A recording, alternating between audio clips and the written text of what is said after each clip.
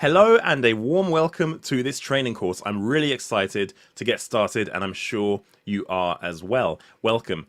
The reason for this video is because I want to give you an introduction into the learning materials and give you an explanation of what you're going to learn by the very end of this course. As I say, this course is basically for anybody of all abilities because at the end of the day, when you complete this training course, you will be able to use Google Ads as an advanced user. You'd be able to make use of all the advanced features in the platform, which is fantastic.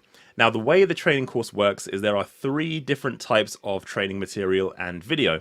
First of all, you're going to see videos much like this one where I'm talking to camera and talking you through the step-by-steps that you'll need in order to get the most from Google Ads. Secondly, you're going to see videos where I present slides to you, where I show you information, data, and some written assets where I share with you and walk you through presentations in order for you to grasp some of the more technical areas of Google Ads. And finally, of course, because this is step-by-step learning, you're going to see tutorials of me walking through the Google Ads platform, sharing my screen with you so you can see what I'm doing in real time and understand how to use the platform and where to find specific functionalities, which is really going to help you. In addition to that, there are a few downloadable resources to help you in your day-to-day as you develop as a PPC expert. So those resources are going to be distributed throughout the training as well. In addition to that, we also have knowledge checks, or should I say quizzes, throughout as well to make sure that you're retaining the knowledge that I'm teaching you. So if you don't pass the quiz, don't worry, you can retake them. It's just to make sure that everything is sinking in. And again, as a member of this training course, you have full access to me at any given point to ask me absolutely anything you like. So feel free to use the Ask the Tutor system and ask me any question along the way, because after you've purchased this course, you have access to me forever. So make use of it. I love to hear your questions and it gives me inspiration in building better training programs in the future. So be sure to reach out to me if you have any questions or queries. Now, let's get on with the course now that this is out of the way, and I cannot wait to get started. Hello and welcome to this introduction to Google Ads. What we're going to look at today is understanding the principles of PPC itself, so you can understand exactly what you're going to learn. It will basically set the scene for the rest of the material, so you know you're in the right place and you understand the platform you're about to get into. So what is PPC? PPC stands for pay-per-click. Self-explanatory. It's a Google marketing method or digital marketing method that allows you to create ads online, and you only pay when somebody clicks your ad, which makes it a very powerful method of marketing. So PPC could mean, for example, targeting a business online through search ads, which is where you go to Google and people type in search terms to find what they're looking for. Display ads, often referred to as banner ads, or sometimes if you go to Google, what you'll find is you type something in and you'll see a bunch of products which are listed as shopping ads. And basically on this course, you're going to focus primarily on Google Ads, and the PPC platform of Google Ads is going to be the driver for this training. You're going to understand how to learn all the areas of the platform. So in a nutshell, let's understand how this works in a step-by-step basis. You want to advertise your services on Google. You set up a search ads campaign. Somebody searches for your products and services on Google. That triggers your advert to show to them, so they see the advert in the search results, and you don't pay until somebody actually clicks your advert. So the way this works is an auction. So much like you see in an auction when you look on TV where people put their hands up and say, I want to bid this amount or I want to bid that amount in order to win the auction, it's very similar. What you do on Google Ads when it comes to search campaigns is you're bidding on keywords, the terms that you want to drive your campaign, the things that you want to show your ads for when people type search terms into Google. For you to show on that page, you have to bid. You have to tell Google the most you're willing to pay for a click to your website. So every time an individual searches for keywords in your campaign, that triggers an auction between yourself and your competitors. So let's have a look at a search results page. This is an example of a search results page. You'll see this is a plumber in London search term. Now, plumber in London is a location-based term, so what you're going to see are local ads as well. So you'll see that option at the top that says 50 providers nearby, but then directly underneath that local search bar, you'll see more ads, which are the text ads that we're going to focus on the duration of this course. And of course, All of these things are managed in Google Ads. This is the platform you'll be using to manage the distribution of these advertisements. So this is your sales and marketing funnel. If you haven't been a student of marketing, then this won't be something you've seen before. If you are into marketing, then you definitely have seen this visual before, because it's a very common visual in the marketing space. The sales and marketing funnel is essentially a way of understanding your total market and how many people are at every stage of consideration when it comes to selling your products. At the very top of the funnel, you'll have awareness, where any marketing you do in this region is going to make people more aware of your brand. So people obviously don't necessarily always know they have a problem. For example, if I want a table, I don't necessarily need a table today, maybe in the future I'll need a table. Why am I aware of IKEA? It's because they do a lot of awareness marketing. I know who they are. So at the very top, you have awareness. Print, outdoor, TV, banner ads online. This is all about generating brand recognition. So it's important to do this, but ultimately, you're not going to get many sales from the recognition part straight away. You need to move people through the funnel. So once they recognize who you are, then they move on to consideration. So maybe they're looking at content, maybe they're reading things around the subject that you're promoting. So maybe they're on an email list and they've joined an email list from what you're doing. Maybe they've downloaded some of your content. So that's kind of the awareness stage. Right at the bottom, you'll see the conversion stage, and that is where PPC sits among other channels as well. For example, SEO can sit here down here as well. But essentially, with PPC, you're catching people when they're ready to buy. And that's why it's such a powerful channel, because you're catching people at the very moment they're looking to buy. So this is what I mean. You're literally in front of your customers at the point they're looking for your services. It can be highly targeted. So your keywords essentially are looking at how people are looking for your services. So you're reverse engineering the customer process. People are looking for your services and you're going to show right there with the right keywords. In addition to that, it's of course measurable. You can see where every penny is going. You can see which clicks are converting, which clicks aren't converting, and you can optimize your campaign performance based on that data. And it's got a massively high return on ad spend compared to other methods. Remember, I mentioned the awareness stage. When you're promoting things like billboards and TV, you're promoting that content to thousands, if not millions of people who aren't even necessarily in your market. So your ad spend is going far and wide, which is good for brand recognition. But ultimately, PPC allows you to be there at the point people are looking. So you have a higher return on advertising spend. Billboards and TV costs thousands, tens of thousands, and the companies spend millions on these channels, and for good reason, to brand their products, because it's a competitive market out there. But for small and medium-sized businesses, you want a return on your ad spend over the shorter duration. You don't have the money to invest in TV and in brand until it starts to get you returns eventually.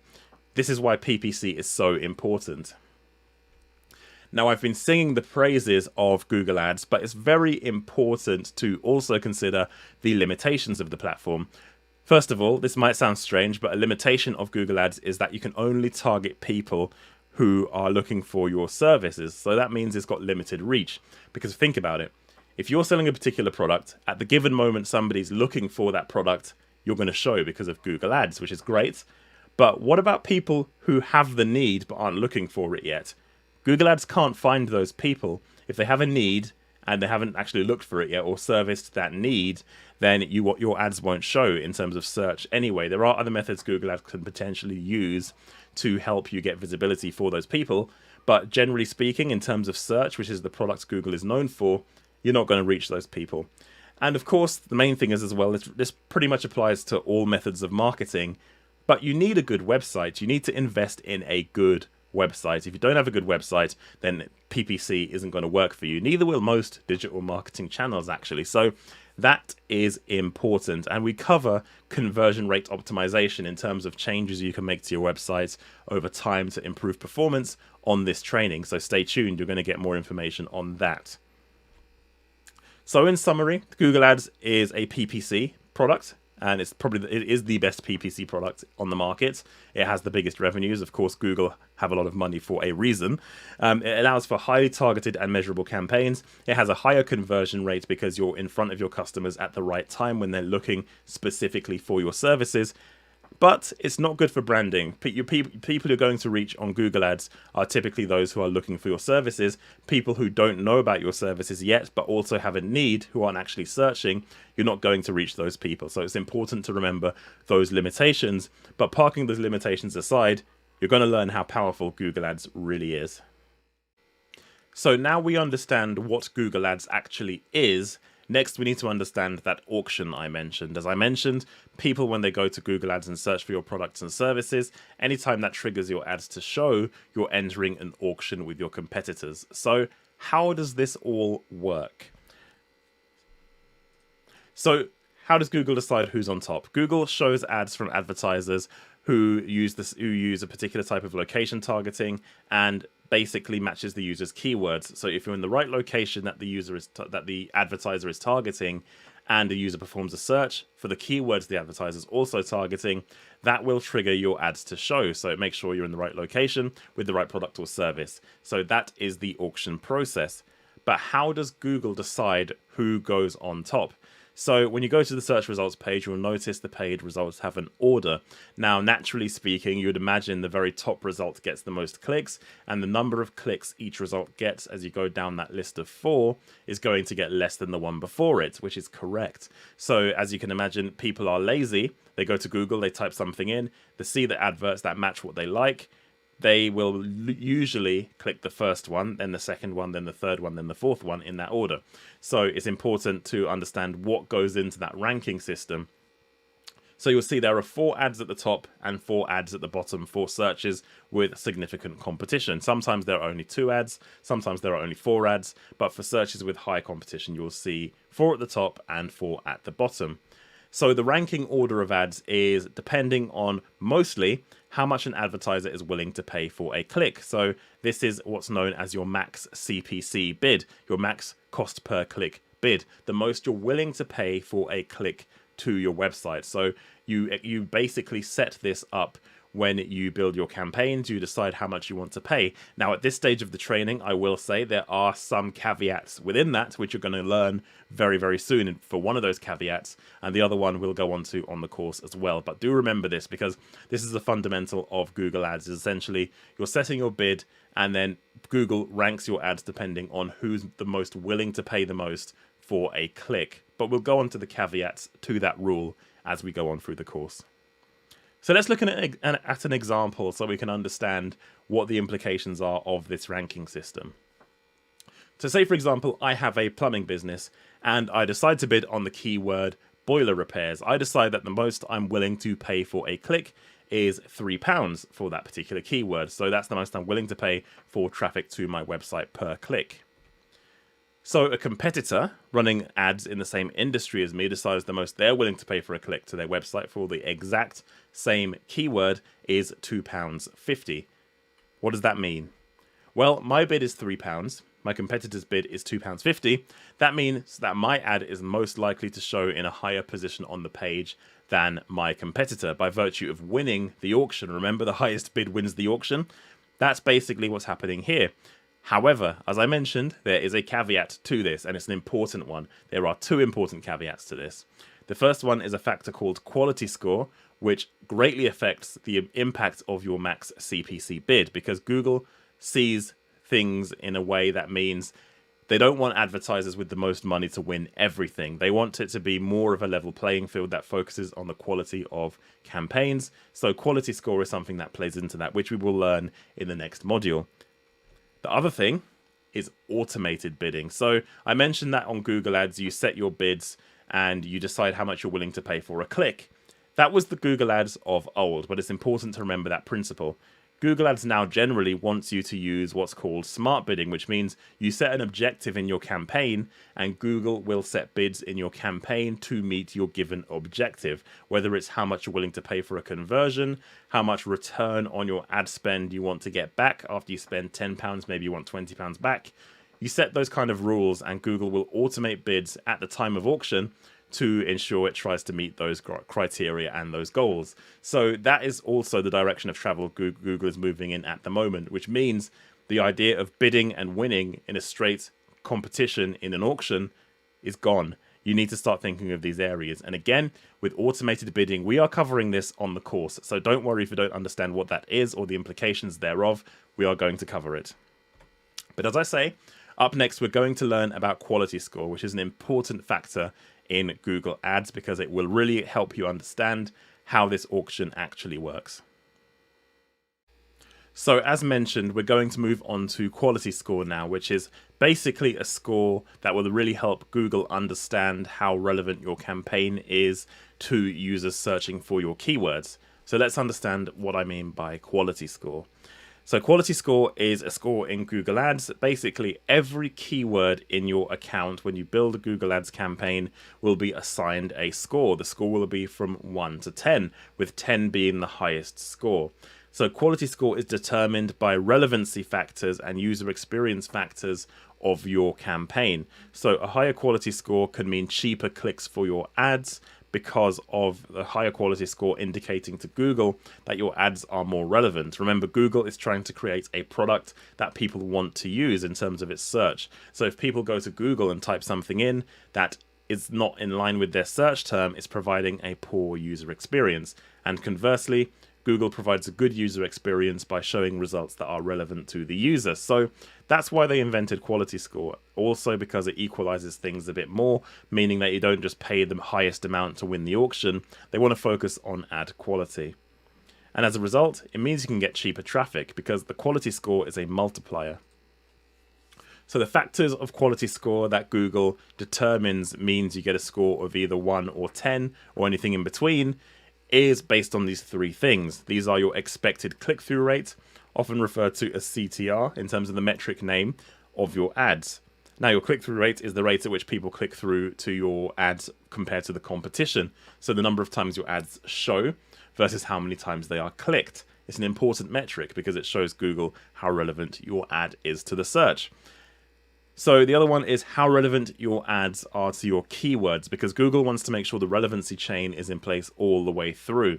So if your ads are relevant to your search term, but your ads aren't relevant to your landing page or your keywords, then that relevancy isn't going to work. Google will understand that you're trying to promote something that isn't necessarily going to help the user. So it's important to remember that as well. The final factor of the three factors that affect quality score are the expected landing page experience of the user. So if the person goes to your website and has a very poor experience, it loads slowly, it doesn't render on mobile devices properly, it gives people a poor experience in terms of the content and the layout, and the subject matter as well, to make sure that's relevant too. As I've mentioned, if it doesn't tick any of those boxes or it ticks fewer boxes than your competitors, you're going to struggle because you're going to get a lower quality score. So remember these three factors because they're going to be important.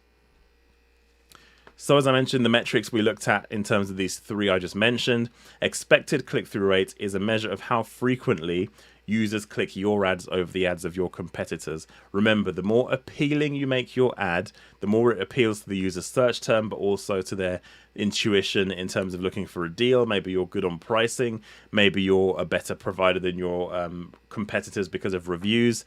Highlighting all those things, which we'll go on to in the course in terms of how to write high quality ads, all of these things play into your expected click-through rate. What will make people click your ad over your competitor? Start thinking of factors like that because Google weighs those factors into its quality score. So basically, Google will estimate the click-through rate because, as I said, it's called expected click-through rate, not the actual click-through rate. So Google will estimate this based on historical performance and other factors at the time of auction, also your competitors as well. So throughout the duration of the campaign, they'll continue to estimate what your click-through rate is going to be. So this is one of the areas you can positively make changes to improve your quality score because you can write better ads, you can get a better click-through rate through optimization. So these are things to remember as well in terms of improving your ads over time. Ad relevancy. Now, it's not just a case of writing ads that are compelling that make people want to click. You also want to write ads that are relevant to what the user's searching because Google, again, rewards relevancy. If you're bidding on a keyword like boiler repair London, there's no point in writing in gas engineer Bristol or something like that. There's no point because it's not as relevant to the user's search term. Your ads need to be relevant. If they're not relevant to the search, then you're going to get a lower quality score, which will hurt your campaign performance for reasons that will become clear very shortly. So you also need to make sure that your landing page is relevant to your keywords and ads as well. And your landing page experience, Google will go through your website as though it is a human. It's called crawling. It will go through all of your pages, all of your content, so Google will completely understand what you have on your website. There is no tricking them. They will know exactly what your content is. And as a result of that, the website landing page experience becomes really important because they want to make sure that users are getting a positive experience when they go to your website, because essentially Google's product is sending people to your website and it's affecting how Google make their money, so they want it to be a good experience. So ensure your website works on all devices. Sometimes this is colloquially known as mobile friendly. If your website isn't performing well on mobile devices, you've got no chance, because the web now, well, since 2015 and even before then, is mobile first. There are more people browsing on their phones than on desktop devices. So remember that, because if your website doesn't look good on mobile, then you're not going to get a good quality score. It needs to have easily navigatable pages so people can understand and Google can understand the hierarchy of the pages. So your navigation needs to be clear and thorough to make sure that people can find what they're looking for. It shouldn't crash or take too long to load. There are things you can do to make sure it's loading very quickly. We won't cover it on this course specifically. It's more of a developer / SEO task to look at. Of course, it affects PPC, but it's something to look into with your developers. And if you don't have a developer, you really need to hire one if your website is slow. You also need to present information in a clear way that's highly relevant to users, because as I say, if it's not relevant, it's not going to help your users, it's not going to help Google, and it's not going to help you because you'll be wasting money on clicks. So in summary, those three factors of expected click-through rate, ad relevancy, and landing page experience are going to be your defining factors for your quality score. And you can improve all of these factors yourself in terms of making sure your ads are relevant, making sure your content in terms of your ad copy is relevant, and improving your click-through rate by writing compelling and powerful ads. So that's going to help you, and Google will reward you with a higher quality score if you tick these three boxes and tick them well. So what does all this mean? It means Google's algorithm for ranking ads, known as ad rank, takes your quality score into consideration, as well as the most amount you're willing to pay for a click. So let's look at the exact formula Google used to determine this at the time of auction. Okay, up next we're going to take a look at ad rank, which is essentially what happens whenever somebody goes to Google and types something in. Ad rank becomes a very important factor. So let's understand how it impacts your search results. So what is ad rank? Ad rank is the formula Google uses to determine the ranking order of ads. When you go to Google and you perform a search, when you see the search results, the order of ads in terms of the positioning on the page from the top down to position 4, when you look at the top half of the page, there's a rule that determines who shows where in that kind of search result. And that is what ad rank is. It is the formula or the rule that means that Google can rank your ads. There are two factors that go into ad rank. They are your keyword quality score and your maximum bid, your CPC bid. So those two factors are what Google uses to calculate your ad rank. And how does Google do this? Well, they use a simple formula. Here is the ad rank formula. It is your max CPC bid, the most you're willing to pay for a click, times your quality score, which is the score given between 1 and 10 based on the quality factors of your keyword that we've discussed. Those two things equal your ad rank, your max CPC bid times your quality score. So let's understand this a bit more. As I say, your max CPC bid is the most you're willing to pay for a click to your website for a specific keyword. You set your bids if you're running a campaign with I suppose, manual bidding. Obviously, there are other factors involved, which we'll go on to in the training, that determine that Google can also automate your bidding. But that max CPC bid at the time of auction, whether you're doing it manually or not, still matters in your ad rank. And then secondly is your quality score. Now this is the score, as I mentioned, of 1 to 10 that basically is given to you based on the relevancy and experience of your landing page to all of your keywords. So this is a very important score, and you're about to see why.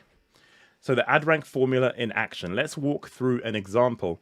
Say, for example, you are a plumber in London and you're bidding on the keyword plumber in London. Your business sets a max CPC bid of £3 for this keyword. Now, say for argument's sake, one of the competitors sets a max CPC of £4 for the keyword. Now, I know what you're thinking. All things being equal, my competitor has outbid me with their £4 bid compared to my £3 bid, meaning that I will probably be in a lower position on the page than them.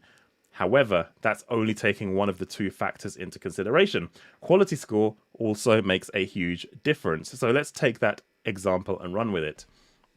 So quality scores for a keyword. Say, for example, for that keyword plumber in London, my quality score is 10 out of 10. My ad is really optimized. My content is highly relevant. My landing page experience is awesome. And I have a 10 out of 10 quality score. Now, say, for example, my competitor's quality score is 5 out of 10. So half of what mine is. Now, let's run this example through in real time based on the quality scores and keyword bids we mentioned. So, plumber in London, my quality score is 10 out of 10. Remember, my bid was £3.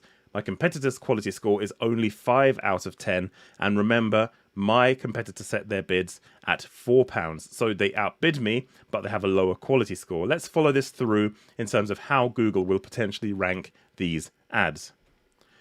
So remember the formula. Ad rank. Max CPC bid times your quality score equals your ad rank. So my campaign has an ad rank of 30.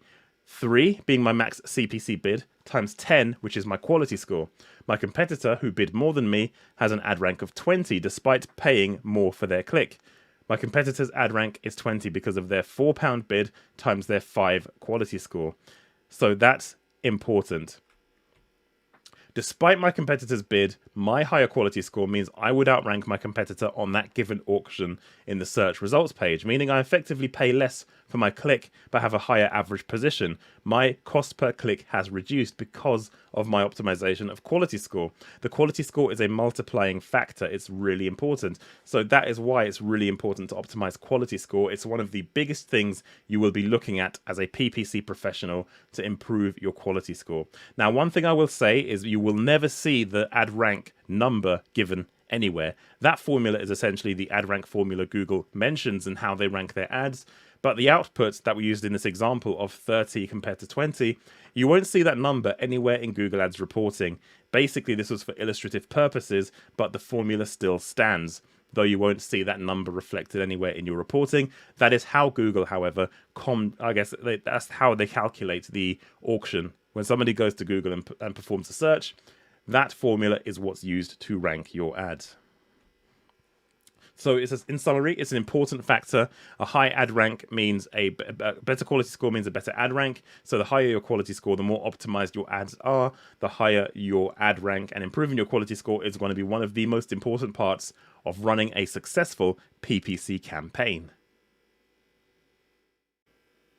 So I know you guys want to jump in and start building campaigns and understanding how to do that, but before we even start getting going with Google Ads and building campaigns, we need to know how to set objectives for your PPC campaign, because if you can't measure success, then how on earth will you know if your campaigns are going to be successful?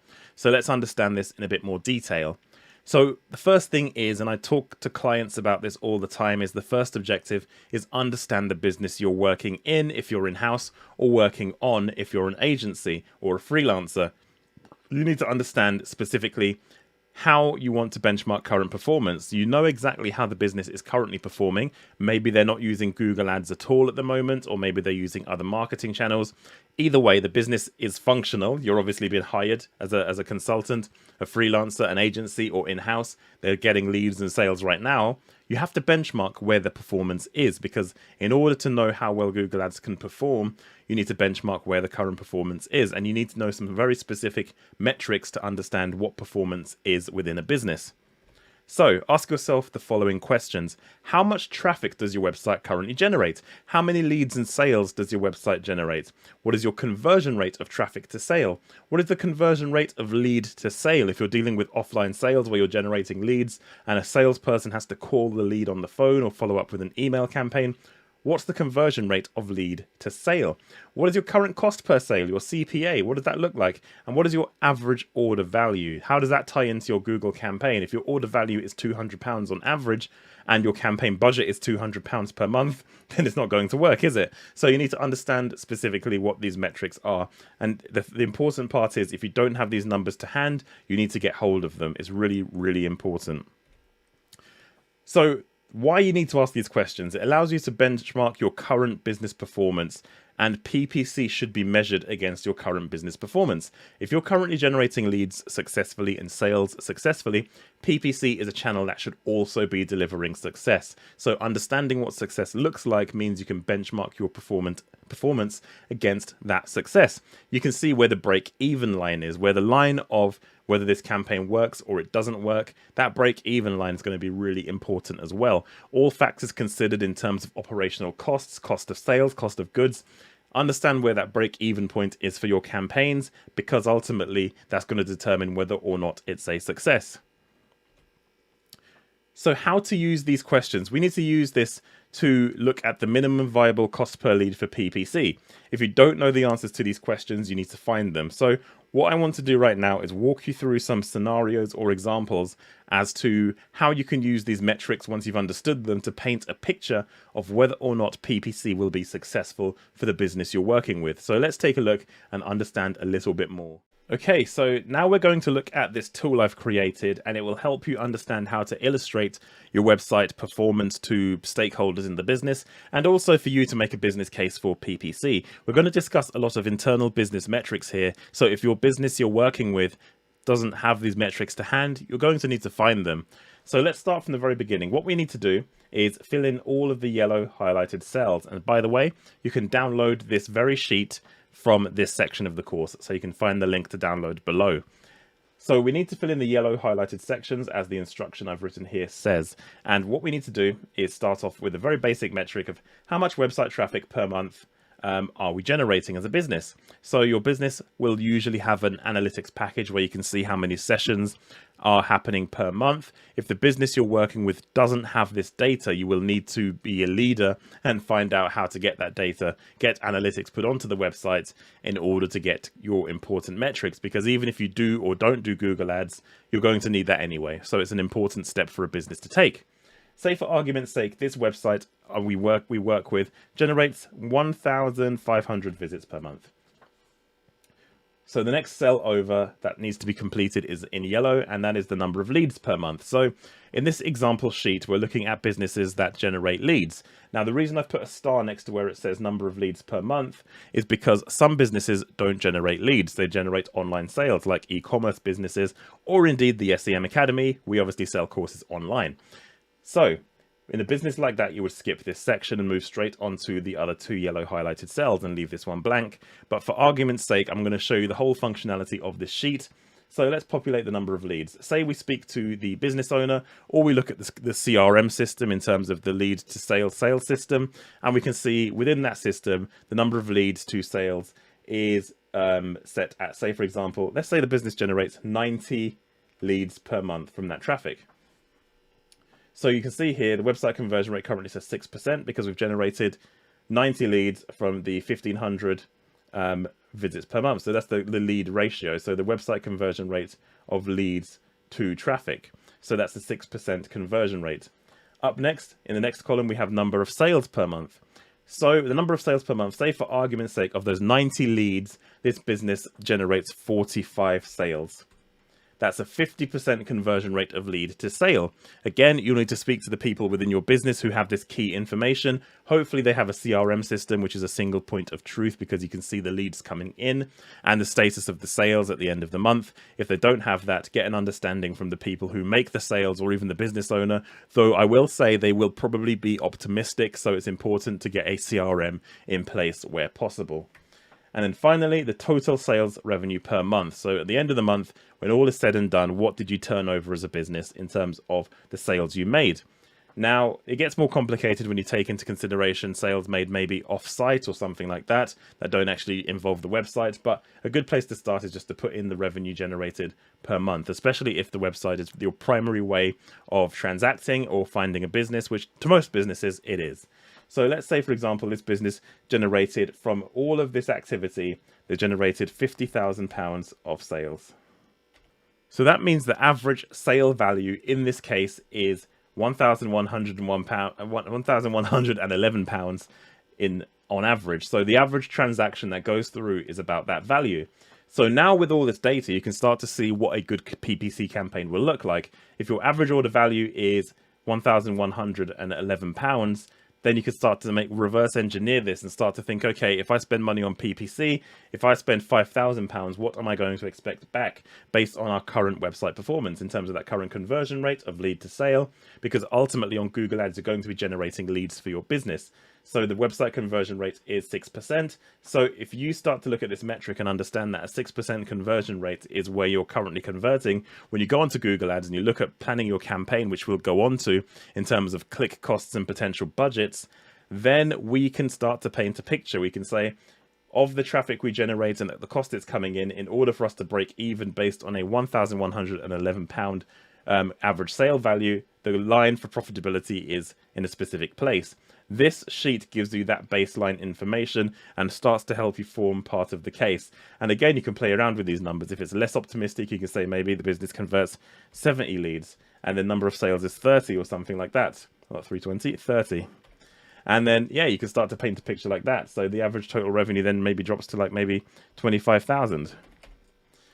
And then your average order value is 833. So you have these conversations with stakeholders in the business and start painting this picture, because this is going to form the basis for your Google Ads planning. And when we've done the keyword research and understand what a click is going to cost us and the conversion rate of the website, then we know whether or not PPC is going to work. So in this section, we're going to look at conversion rate optimization. In the last module, you would have seen on that sheet we looked through, the conversion rate was one of the metrics involved in that. And the conversion rate is a key metric in Google Ads. Your whole campaign hinges at the rate your website can convert users into customers. So we need to look at how to make sure the website is ready to be optimized and ready for Google. So when we start generating traffic, we can get good results. So let's understand a bit more about this really important metric.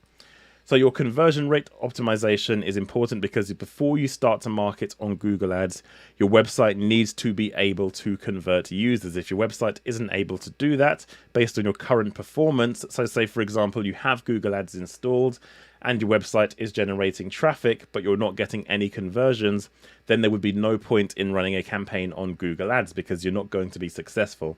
So it's important to take that into consideration. The definition of conversion rate is the rate at which your website converts traffic into leads and sales. This is called your conversion rate. So if we apply this to Google Ads, say for example your website conversions divided by your clicks times 100 will give you your conversion rate percentage. So we looked at this in the last module when we started looking at conversion rate when adding those metrics, and we can see that the conversion rate formula is very straightforward and it gives us an idea of how well our website can convert visitors into actual sales or leads. So say for example, let's do an illustrative example. Say my website gets 120 clicks and 2 conversions on a given day. Using the formula of conversions divided by clicks, we can work out what the conversion rate actually is. So you can see below you have 2 divided by 120 equals 0.016. Times that by 100 to give us the percentage is 1.6% conversion rate. So that is how you would calculate your conversion rate. Luckily, Google Ads will do this for us in the conversion rate column when we start reporting on our ad performance, when we set the campaigns up. But ultimately, this is what is going to be an important metric. So what is conversion rate optimization? Now we know what conversion rate actually is. How do you improve it? Well, conversion rate optimization is making changes to your website to improve the conversion rate. You need to optimize your site before running ads on Google, even if you're getting conversions already. So when I say optimize, what do I actually mean? Well, there are tons of areas you could potentially optimize. You can make sure you have a strong call to action, buttons and instructions for the next steps. What do you want the user to do when they hit your website? Do you want them to fill in a form? Do you want them to buy something? Do you want them to download something? Do you want them to phone you, phone your business? What is it you want the person to do? You need to make sure that there's a clear guidance and a clear call to action on your website to get the person to the next step. Is the contact information even visible? So if you do want people to phone you, if the phone number is only in small text on the contact us page, that's not going to be very useful. You need to optimize your website to surface that key information. Have you segmented your services into very specific groups and pages? Back to the example of a plumber, I'm not going to have my boiler servicing on the same page as my tap and water pipe installations. It's just not going to make sense. Is the information segmented correctly? Am I using bullet points and lists to surface information that's absolutely key? All of these different things, my use of images, the visual appeal, how easy the website is to navigate, and much, much more. This is not an exhaustive list. All of these areas are things you could potentially optimize. So take this into consideration when you're looking at your setting up your campaigns. Your website needs to be able to, show all of these areas positively. And if it doesn't at the moment, you have some work to do in order to optimize your website. And just about that section already, we are going to conversion optimize our website. So we're going to look at an example website and we're going to walk through what's wrong with it. And then after we've walked through what's wrong with it, we're going to go away and make some changes to positively impact the conversion rate in this example website.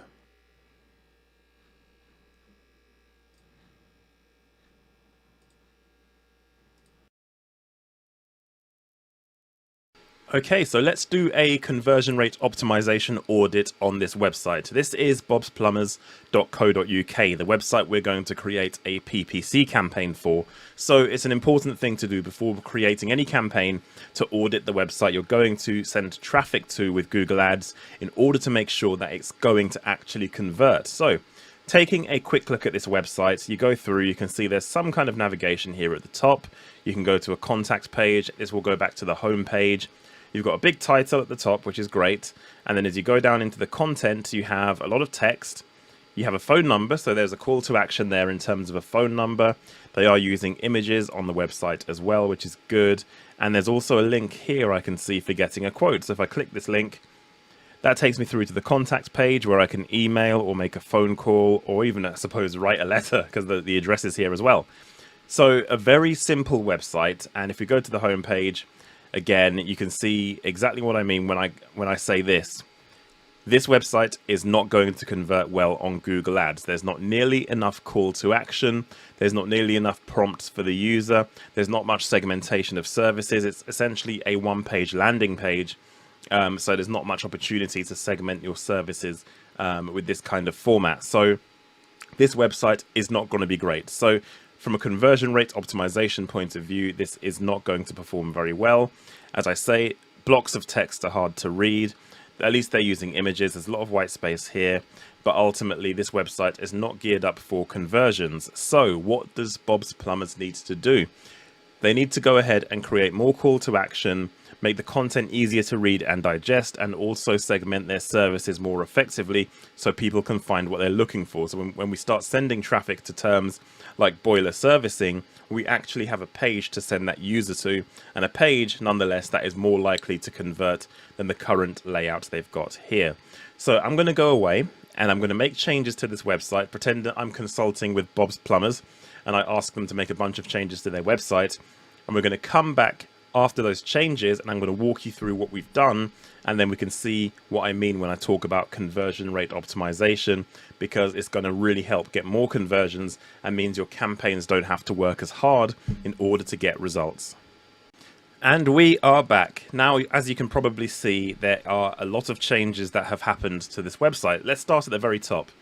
First of all, the main navigation has been expanded. There are more services at the top here, kind of highlighting exactly which kind of services Bob's Plumbers provides. So a user coming to the website will easily be able to see which services relate to what their needs are. In addition to that, when you look above the main navigation here on the right hand side, you also have this. This is really powerful. It shows the phone number at the top of the website. When the person hits the page, they can see exactly what to do and phone Bob's Plumbers. very visible phone number, which is great. In addition to that, when you click this, I won't do it from a computer, but it initiates the phone call should you use a mobile device. So that again is a massive benefit if you're trying to promote a service and have a click to call functionality. It's going to increase your conversion rates as well. As we come further down, we mentioned the big title is great and introduces people to the website. But now, in addition to that, we have a get a quote button, which is fantastic. And when you click that button, you go through to the contact page where you can actually get a quote. There's a form on the contact page instead of just the email and the phone number here. You've also got a quote form on the page too, which is great. So if we go back, we've also got more services highlighted here. So we've got the services in the main navigation, but also if you skip through that and you get to the main body content, you still have all of these service options here. So this additional functionality is really powerful. It really stands out, kind of shows and highlights exactly what the services are that the customer could potentially want. There's still an issue with block text here, and I've left that in there deliberately because I'm trying to highlight to you that a lot of people you work with, if you are working internally in a business or whether you're working as a freelancer or an agency with clients, there will be some struggles getting things over the line when it comes to making these kind of adjustments for conversion rate optimization. So this could be an example of one where the text is still here and quite blocky. But in addition to that blocky text, we also have a contact form on the page, which is really crucial. The contact form on the page is going to be very, very helpful in getting more conversions from this web page. And as you go down again, there's better uses of images than previously. We've got more use of images, more content on the page as well. We still have the get a quote link here as well, which is a legacy from the previous page layout that I shared with you. But the most important thing about all of these changes is this. Both in the main navigation and in these services, you have the service that we want to promote as a separate page. So the campaign we're going to build is about boiler servicing. So here we are. We have a page dedicated to boiler servicing. We have a lot of content. We have a form on the side here as well. So it's very easy to see where people can get in touch. You have a phone number, you have content, you have a highlighted list of points and USPs, you have use of images. So this page is much more likely to convert for the terms around boiler servicing when we build the campaign than the previous page we had in its place. So this is the principle of conversion rate optimization. Now it's down to you.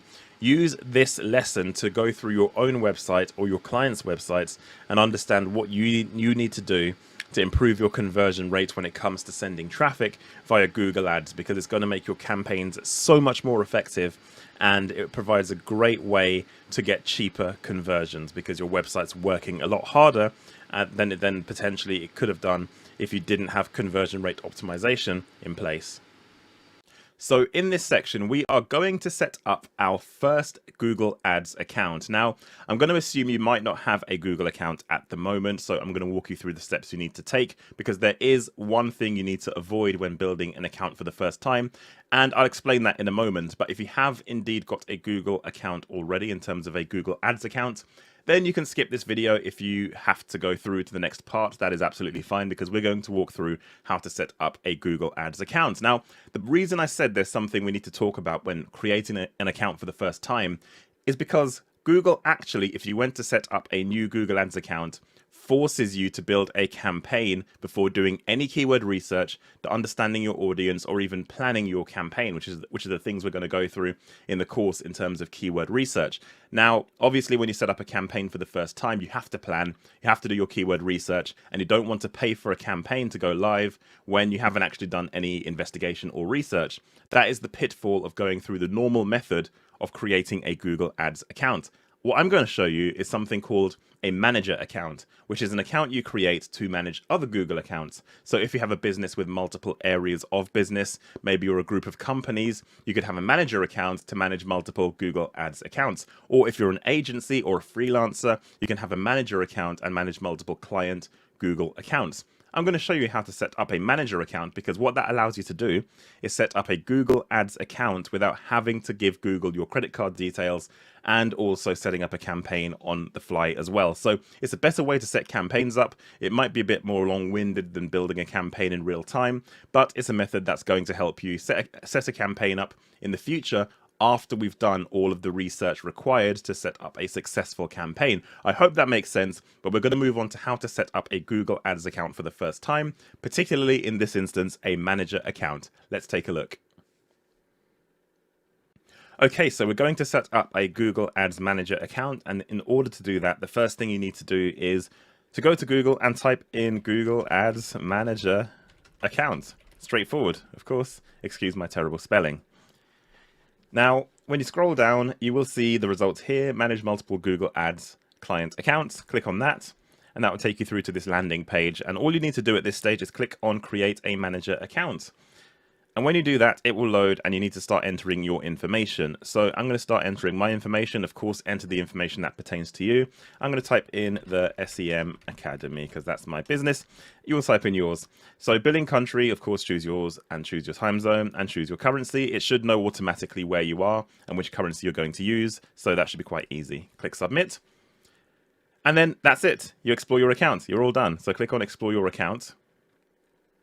So now you have your manager account. It's important to remember that at this stage, you still don't have a Google Ads account. So all you need to do is click on this button here where it says account. And what you need to do is create a new Google Ads account. And in order to do that, let's just close down this tutorial. All you need to do is click on this blue plus button and click on create new account. If you have existing accounts and you're an agency, you can link them here. If you're a freelancer, you can link existing accounts here. If you wanted to create a new manager account, instead of logging into your client's accounts individually, you can do that. But for the purposes of this, we're going to create a new account. Of course, you give your account a name. I'm going to give it the same name as the manager account, which is the SEM Academy. And then, of course, it's a Google Ads account. You have a drop down here where you have a Smart Campaign account. Now, there's an important thing to remember. A Smart Campaign account is Google's entry-level product. It's a Smart Campaign account that allows you to set up a campaign with very few clicks, very few options, and gives Google your budget to play with to try and get results. But it's not nearly as sophisticated as the proper full Google Ads system we're going to learn on this training. So do not click on that option. Always click on Google Ads account.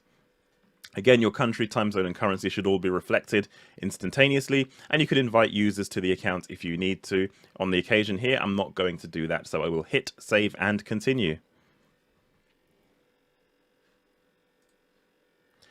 And then once that loads, it goes through to billing. It gives you information about billing. It tells you whether or not you want to use your tax information. Of course, if you're paying for your ads, of course, you need to add your payment details. For the purposes of this, I'm not going to add payment details. One thing I will say is it tricks you in a little bit because I want to just use the tools to show you guys how to set campaigns up, like with the keyword tool, which I'll go on to show you as well. And I don't want to enter my billing details, but it looks like you have to enter them. But actually, if you just click cancel and then go to no and click on yes, the account is still there. So in actual fact, you've created a new account and you've not given Google any billing information. And if you just click on that, that will take you through to your Google Ads account. And now we have full access to Google Ads. We have a live Google Ads account where we can use a lot of the Google proprietary tools, like the keyword planner that we're going to use as part of the setup of the campaigns we're going to run in this training. So now you have a Google Ads account. I hope that was helpful. You don't have to give Google your payment details before setting a campaign up. You can do all of your research firsthand and then go into Google Ads and build your campaign and pay for it when you're comfortable with the setup. So now that we have our first Google Ads account created, it's important to understand the structure of a typical Google Ads campaign, to understand the elements of a... So now we've set up our first Google Ads account, it's important to understand the hierarchy and elements that make up a Google Ads account, and indeed your campaigns, to understand when we start talking about some of the areas of focus that you know what we're talking about and understand the hierarchy of an account. Let's understand a little bit more. So Google Ads accounts have a structure that contain all the elements of a PPC campaign. Remember, when you go to Google and you perform a search and it generates ads on the search results page, you see the ads. That's only one part of it. But of course, for that person's ad to show, you need keywords. And for those keywords to show, you need to put them into structures as well. And of course, you have your account and your campaign. So let's understand what the hierarchy of a Google Ads account actually is. So these are the elements of a Google Ads account. So you have at the very top level your actual account. So we obviously created an account in the previous section. That account, you'd obviously within there build your campaign, Within your campaign, you group your keywords into ad groups. So each ad group contains keywords, and each of those keywords and ad groups are directed to ads. So that is the hierarchy of a campaign from the top to the bottom. But let's visualize it so you understand a bit more about what I'm talking about. So this is a visual structure of an account. So at the very top level, as I mentioned, you have your Google Ads account, which is what we created in the previous section. You have your billing information, currency, reporting, tools and preferences. Some of the tools I mentioned, like the keyword planner that we're going to go on to use, that is all managed from your Google Ads account. When you go down one level, within that account, you can, of course, run multiple campaigns. Now, in the illustrations I've got here, I'm only showing a couple of examples, but a lot of these things have a lot more options available. So, for example, in your Google Ads account, you don't just have one campaign. You can have as many campaigns as you need that your business requires. And within a campaign, you set up your location targeting in terms of where you want to focus your ads to show, whether it's the UK, whether it's just London, what area it's going to be. You set that up at campaign level. You set your budgets, your bids, your languages, and of course your ad extensions, which we'll go on to, which allow you to show additional information to users who are seeing your ads on Google. We'll cover those as well. Next, you have your ad extensions managed on the ad group level as well. So you can do campaign level and ad group level ad extensions, which we'll also go on to, and default max CPC bids. So when you set your campaign bids, you can set default bids at the ad group level. So if you create new keywords in your ad group, the default bid will be set if you choose your default bid within the ad group. Within keywords, you can override your ad group level bids by setting a max CPC per keyword and also your keyword match types. So deciding on how keywords match. Remember, we covered this earlier with how searches perform, whether it's broad match, phrase match, exact match, or things like that. That is going to be something we're going to look at as well. So in terms of how Google's keywords match to a user's query, that is something as well you can manage at the keyword level. And finally, you have your ad copy, the things people actually see when they go onto Google. This is where people click the blue clickable link and go through to your website and hopefully take action. You manage your ads underneath this as well. So your final ad copy and your final URL are going to go into the ads of your account. So this gives you the kind of top to bottom hierarchy of a Google Ads account. So when we start building the campaigns and ad groups and keywords and ads, you understand at what level each of these things come in. I hope that's helpful because it's really going to come in handy when we start building our first campaign later on in the course. So now we understand a bit more about the structure of a PPC campaign. Let's understand this in terms of specifics. So in Google Ads, you create a campaign to target keywords for a specific product or service within your niche. You're targeting people looking for your services. That goes without saying, but let's go into a bit more detail. So for example, using the example of a plumbing business, you have to promote the following services. Now, going back to our example website we did the conversion rate optimization audit on, this is the same niche. So we're going to keep a consistent theme throughout the course, as you'll probably see later on. So washing machine installation, boiler repair, leak detection, and bathroom installation. These are all services plumbers can provide. So with that in mind, you have keywords in your account that can account for all of these different types of searches that you want to show for. So how do you actually build this in Google Ads? So these services should be promoted in their own campaigns. You have to be niche. So all of these services, you wouldn't necessarily put them all into one campaign because there are so many different focuses. The kind of services somebody's looking for when wanting washing machines installed is going to be very different to the keywords somebody's going to use if they want a boiler installation. They're very different services, and because of that, we want to make sure our campaigns are niche. And the reason ties back to quality score, which is what we discussed earlier. The more niche your campaign, the better your quality score is likely to be, because it means you can focus your ads, your keywords, and your landing page content in a very tightly knit and focused way, meaning you're highly relevant to what the user's typing in. Can you imagine if you typed in washing machine repair and you were in a campaign that's targeting also boiler repair and the person's landing page or ads mentioned both services? You're not going to be as relevant if you are mentioning multiple services in your ad and your landing page compared to a competitor who mentions just the service that the individual is looking for. So it's important to really make your campaigns niche, and then within those niche campaigns, you have to use very niche and targeted ad groups, because the service of washing machine repair, for example, can be found via multiple types of routes and different types of keyword. So being niche within those keywords and setting up your ad groups in that method is going to be very helpful. So for example, in your Google Ads account, you create a campaign for washing machine repair, boiler repair, leak detection, and bathroom installation. So you have these 4 campaigns running with all of these different niche focuses. So now you've got these niche focuses, you have to go through and create campaigns. So let's walk through the structure of an account if you created a campaign for, say, boiler repair as a service. So as I mentioned, in the hierarchy, you have your ad groups. So you have the campaign level, which sits within your account.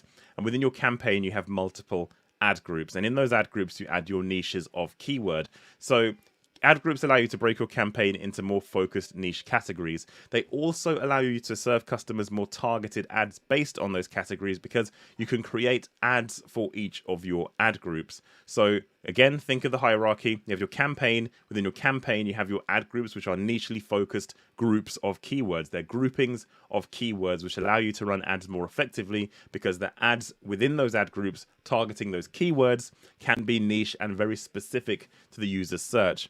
So they can also help you further improve your relevancy. It's a very important thing to do, is niching your campaign down and niching your ad groups as well.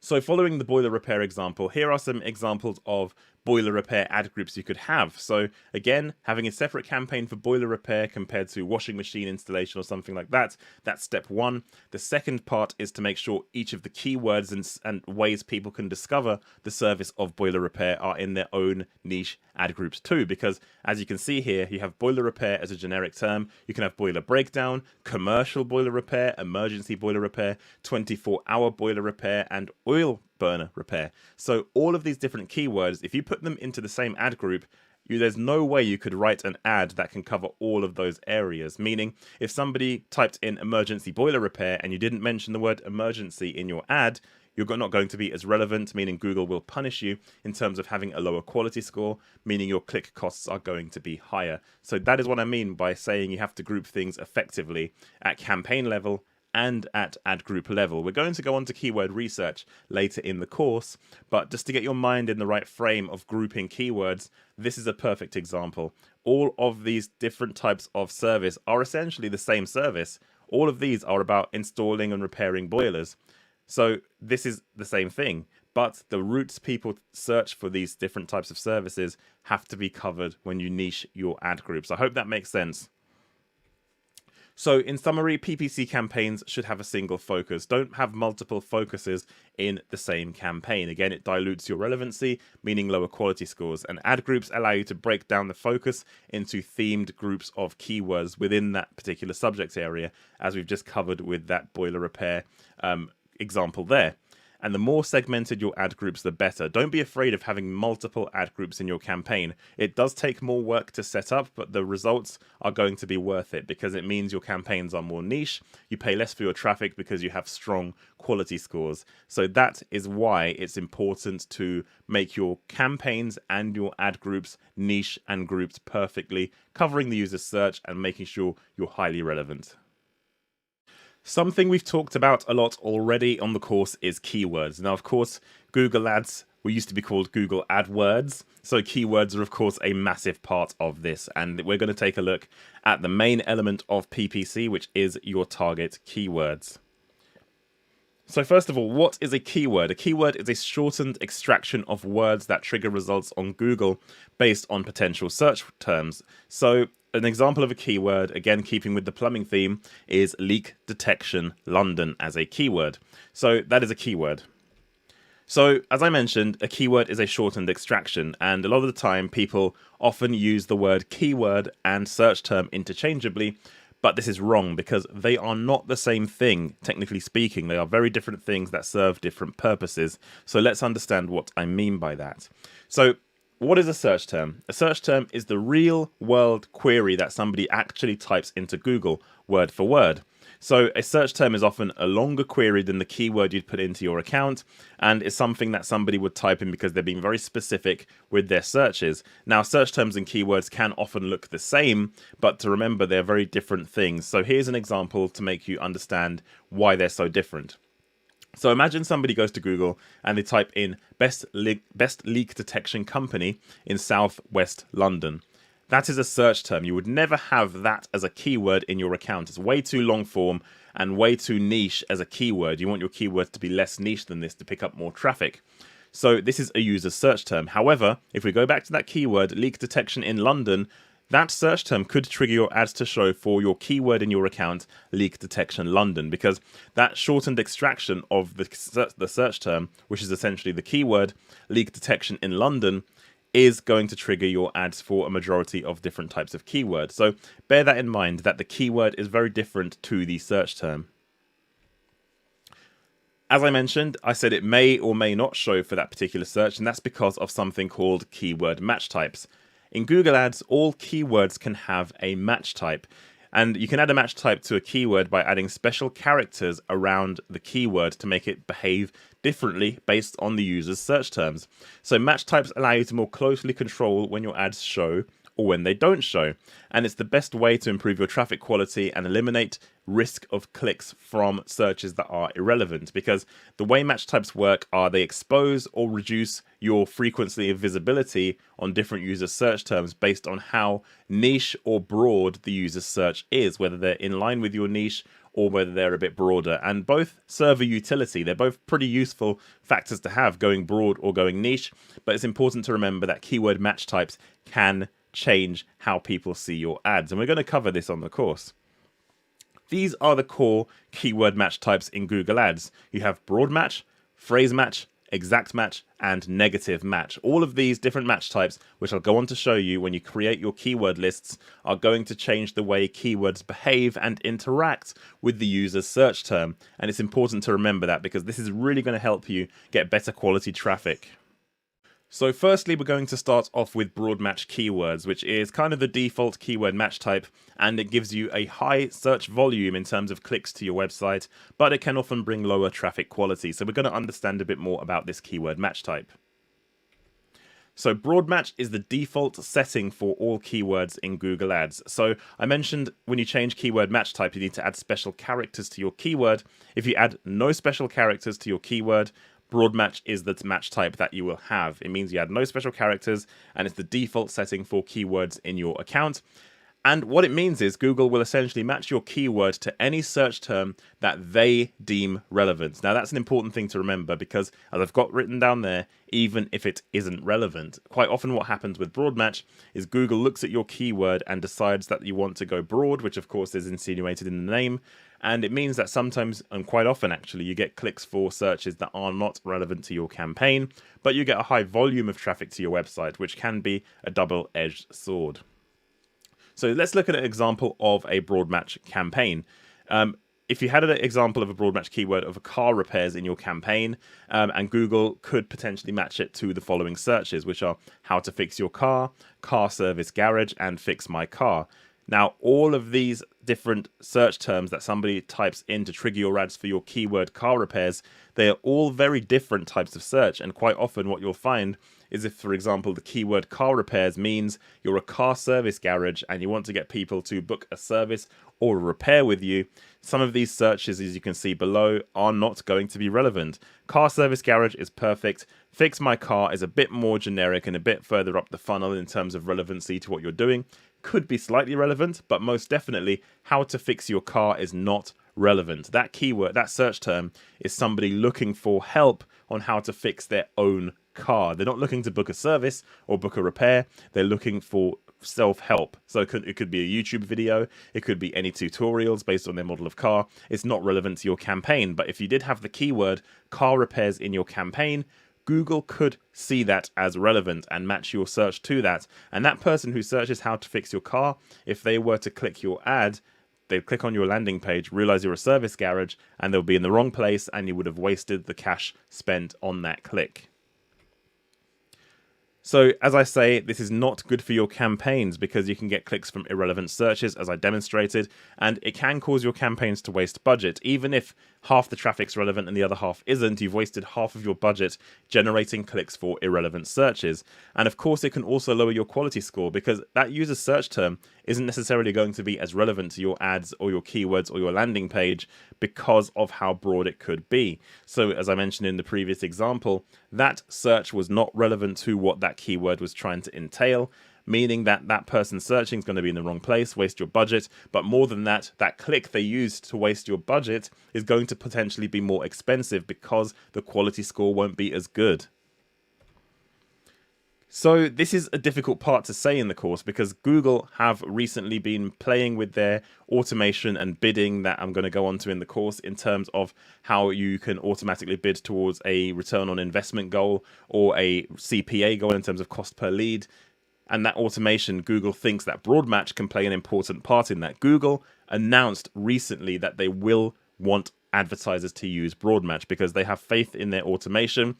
And as I say down there in bullet point number 2, this should be treated with skepticism because I've experimented with broad match keywords and automated smart bidding, and I can see from the search terms reports what people are typing into Google, and it's irrelevant. A lot of the searches that broad match generates are irrelevant. And if you want to try broad match in the future, after setting up a campaign with more tightly grouped match types like phrase match and exact match, which we're going to explore next, that's the best way to start.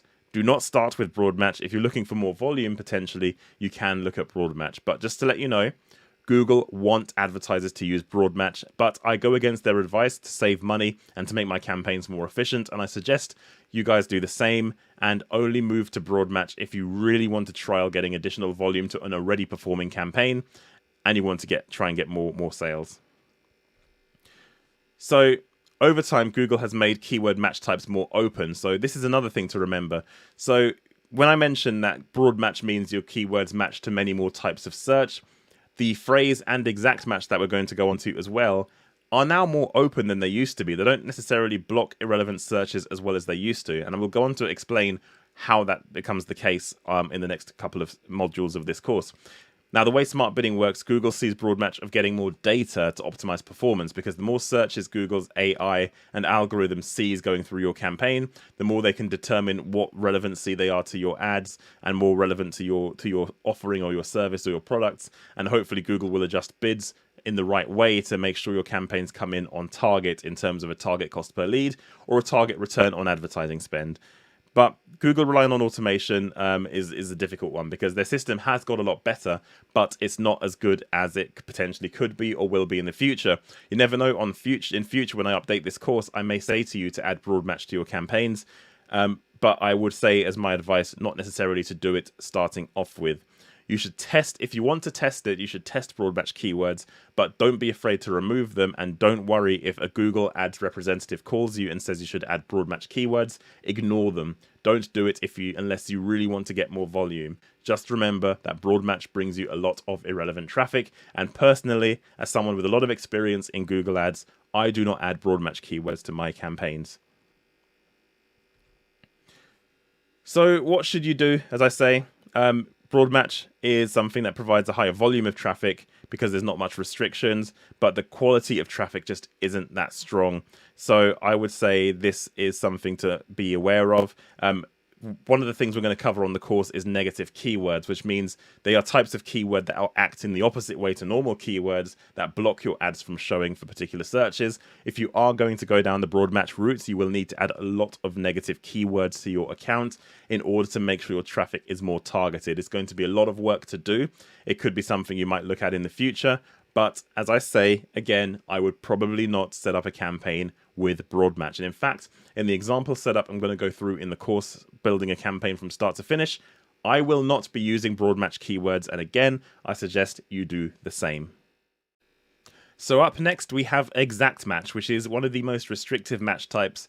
It's not quite exact, which we'll go on to in a second, but it's the most highly targeted method of match type on Google Ads. So let's understand this match type in a bit more detail. So exact match keywords. Adding a square bracket around your keyword makes it an exact match keyword. Remember I said that adding special characters to keywords change their match type. This is the first example of adding a special character that we're covering, and adding squared brackets around a keyword makes it an exact match keyword. So an exact match keyword, by the rule and by definition, means that the user's search term that triggers your keyword must contain the keyword exactly as typed, so within squared brackets. So for example, the keyword car repair is shown in exact match below. So this is exactly what the keyword would look like for car repair. As you can see, there are squared brackets around the keyword. Let's take a look at an example of how this keyword should match to users' search terms. So if you had the exact match keyword car repairs as the square brackets around it again, you could expect this keyword to match to these following search terms. So car repairs and car repair. So these are the kind of terms that this type of match type will potentially show for. Remember when we looked at broad match, how many different types of variation could be shown for the keyword? This is very different. It makes the keyword a lot more niche, and it makes the type of traffic you receive a lot more niche as well, meaning higher quality traffic. However, you may have noticed that exact match isn't just exact. I mentioned when explaining this match type that the user's search term must be exactly what's in the squared brackets. But in that example, if we go back one slide, you'll see that car repairs and car repair are included, despite the fact that car repairs is the exact match term. What's the reason for this? Well, the reason for this is because back in 2015, Google changed the way that exact match works. They didn't want people to miss out on potential relevant traffic when using exact match extensively, so they added what's known as close variance, meaning slight variations on how people would type for the thing that's within your squared brackets, your ads can still show, meaning the match type is a bit less restrictive than what it used to be. Remember this when using exact match, because it means that the user's term doesn't need to match your your keyword exactly anymore. It can have close variance.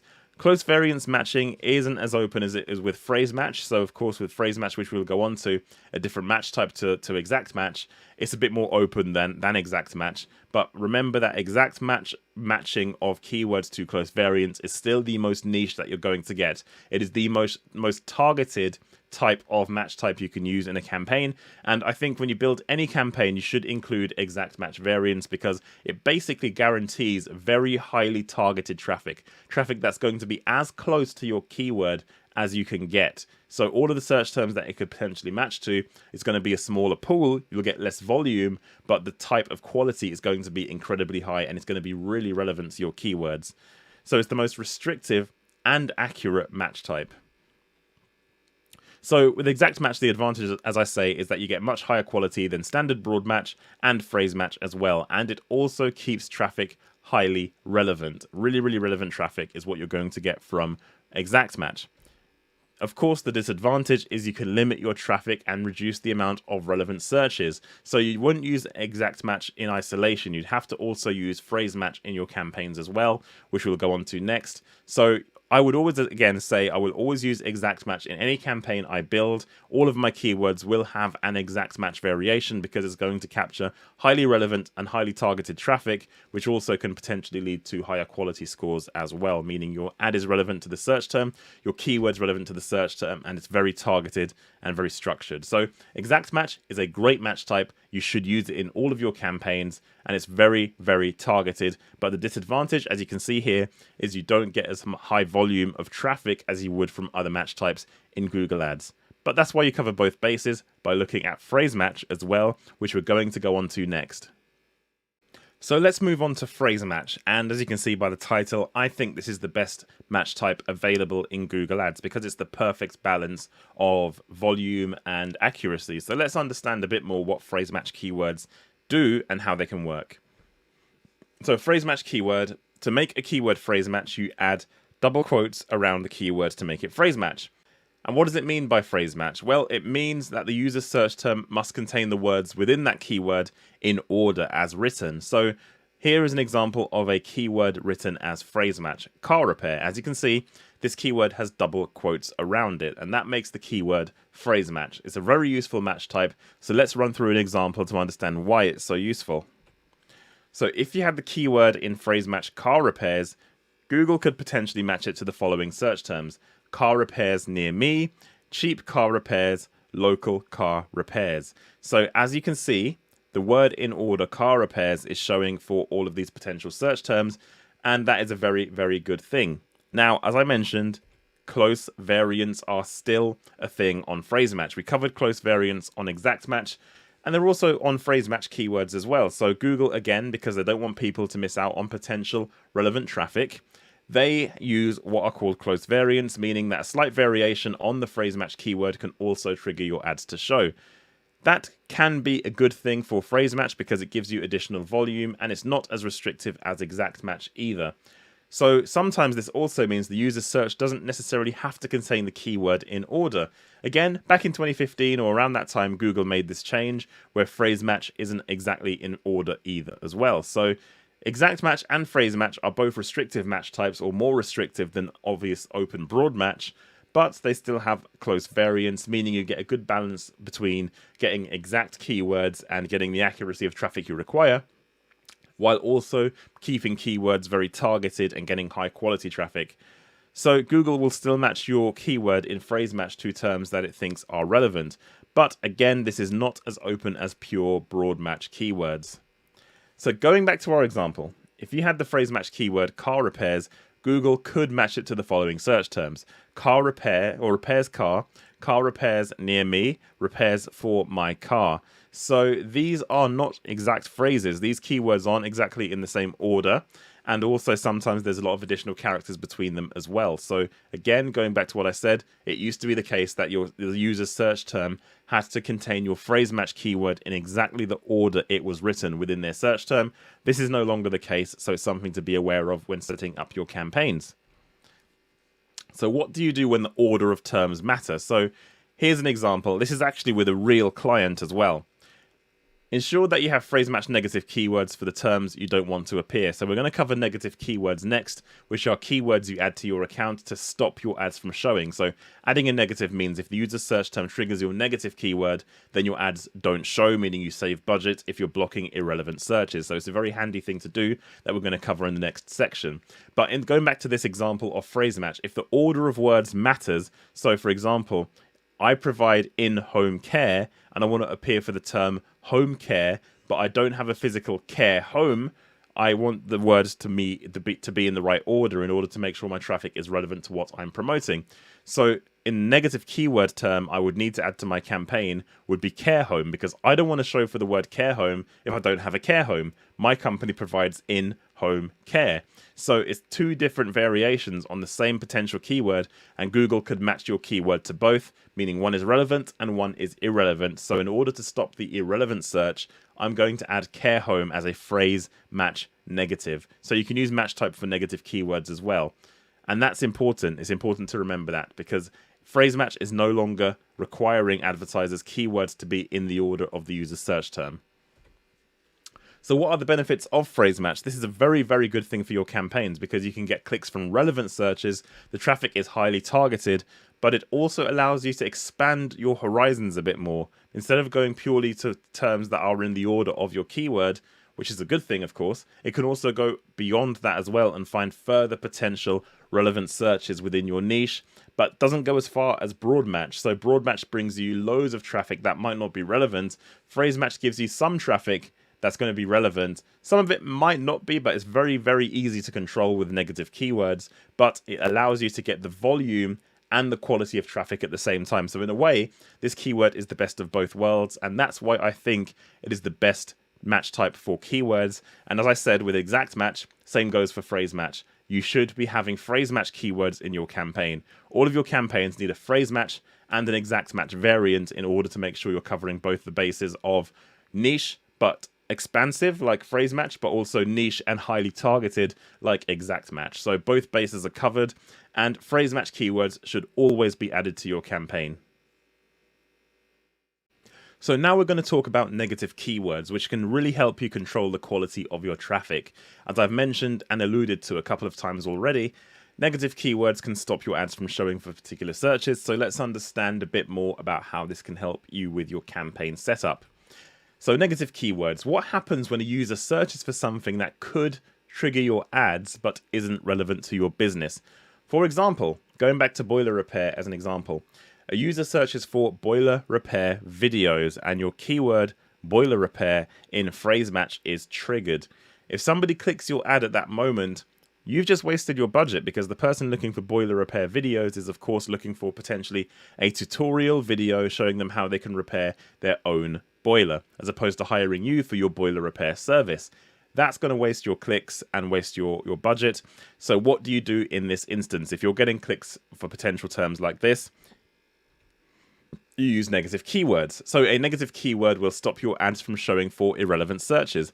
So using the example before, as we said, boiler repair videos as a search term, if we were to add the term videos as a negative keyword, as a broad negative keyword to our PPC campaign, our ads won't show for that search term, which means we've protected our budget and stopped it being wasted on that potential term. So they become a very valuable resource when setting up a campaign and also optimizing performance as you start getting data on the types of search terms that are triggering your keywords and your ads, because that's going to be a really important part of optimization. So negative keywords improve the quality of traffic by blocking irrelevant searches. There are a couple of ways you can add negative keywords that I've alluded to already, and that is using the search terms report, which is a report that Google has that shows you what people are searching. And during keyword research, which is the next module of this course, we're going to do keyword research. You can find a bunch of terms Google thinks are relevant to your ads when doing keyword research, when using their tools to discover new keywords. And when you find the ones that are irrelevant, but Google obviously thinks are relevant because they come up during your keyword research process, you can add those keywords as negatives to your account to protect your budget. So that becomes very important.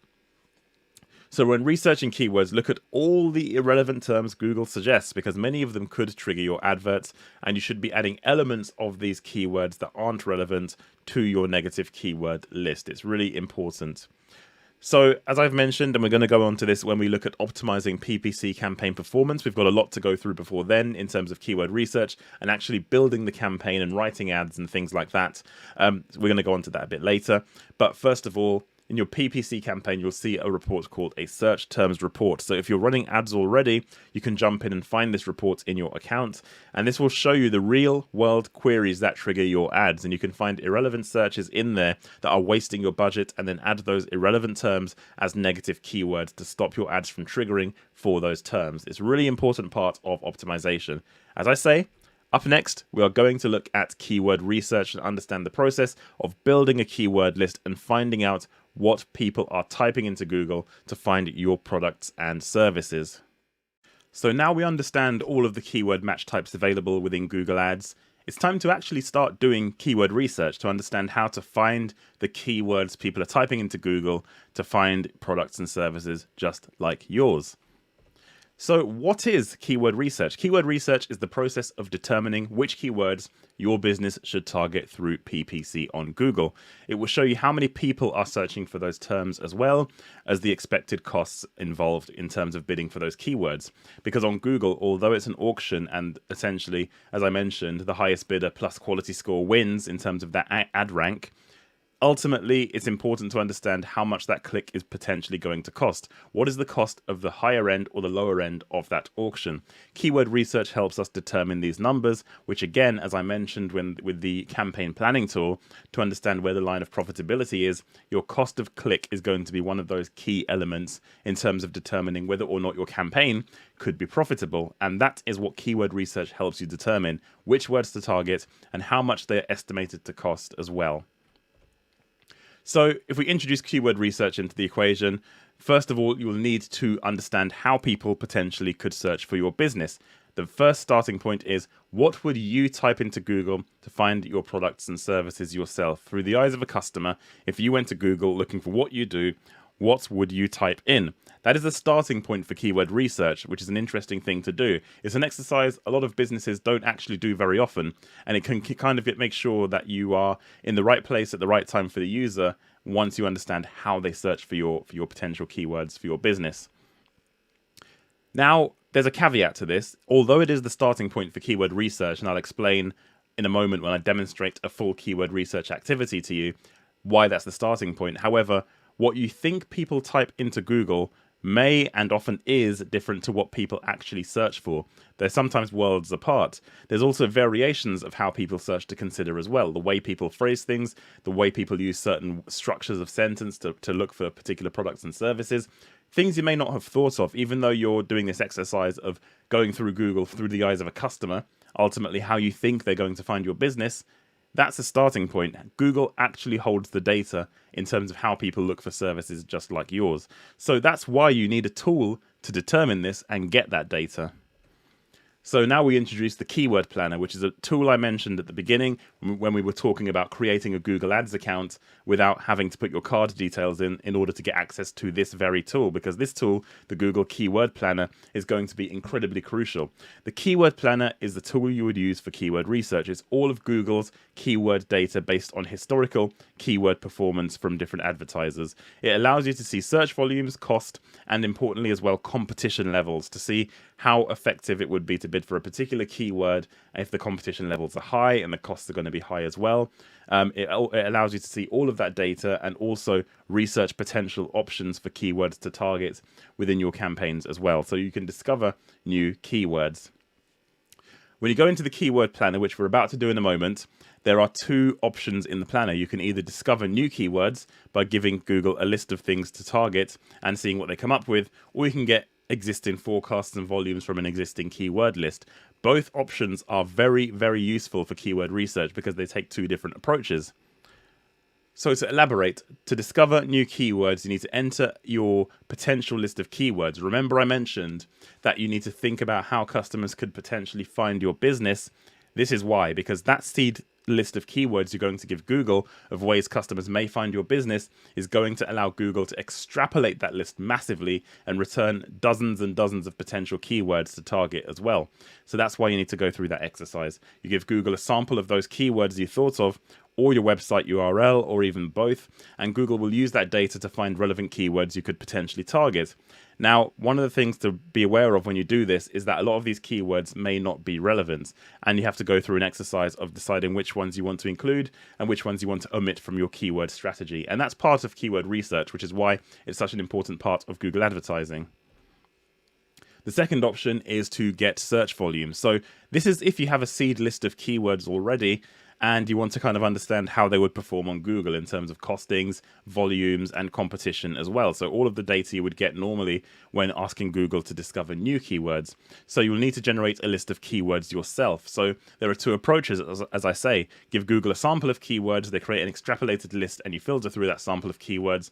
Or you can build a keyword list yourself based on what you think people are typing in and extrapolating that list by using a tool I'll also show you to concatenate keywords together to make mixes and variations of the different ways people search for your products and services. Both methods have their merit, and we're going to look at both methods in order to determine our potential keyword list. So up next, we're going to work through both methodologies and build a keyword list for a business. So when I go through this activity, you're going to do it for your business, and I'm going to do it for the plumbing business of which the page we did the conversion rate optimization for. So we're going to understand how to build a keyword list for that business, and through doing that, you'll understand how to do it for your business as well. Okay, so here I am in our newly created Google Ads account, and the first part of keyword research is, first of all, understanding how Google pulls out keywords from potential queries. So for this example, we are going to build a campaign around boiler servicing. So as a service for our plumbing website, we're going to create a campaign for boiler servicing, and every campaign creation starts with keyword research. So let's get started. The first thing you're going to want to do is go over to Tools and Settings and then go into the Keyword Planner. Now this has two options when it loads, as I mentioned in the previous section. I'll just click on this and there we go. We're in. So now this has two options, as I mentioned in the previous section. So the first option is to discover new keywords. You give Google a sample of example keywords you want to create a campaign for. And then the other option is to get search volume and forecasts based on a predetermined list of keywords. I'm going to show you methodologies of how to use both of these methods to build a keyword list. And ultimately, I tend to use a mixture of both to gauge in terms of volumes overall and also simplicity of building the list. So the first thing I'm going to click on is discover new keywords. As I mentioned, we're going to start off with boiler servicing. So let's get started, first of all, by typing that in as an example keyword. First of all, you can see here, your location is set to your account location. This campaign will be for the United Kingdom, so that's correct. Before you start your keyword research, ensure that this is correct and your language as well, because that's going to affect the data you're going to get back from Google. So let's get started. So if I type in boiler servicing,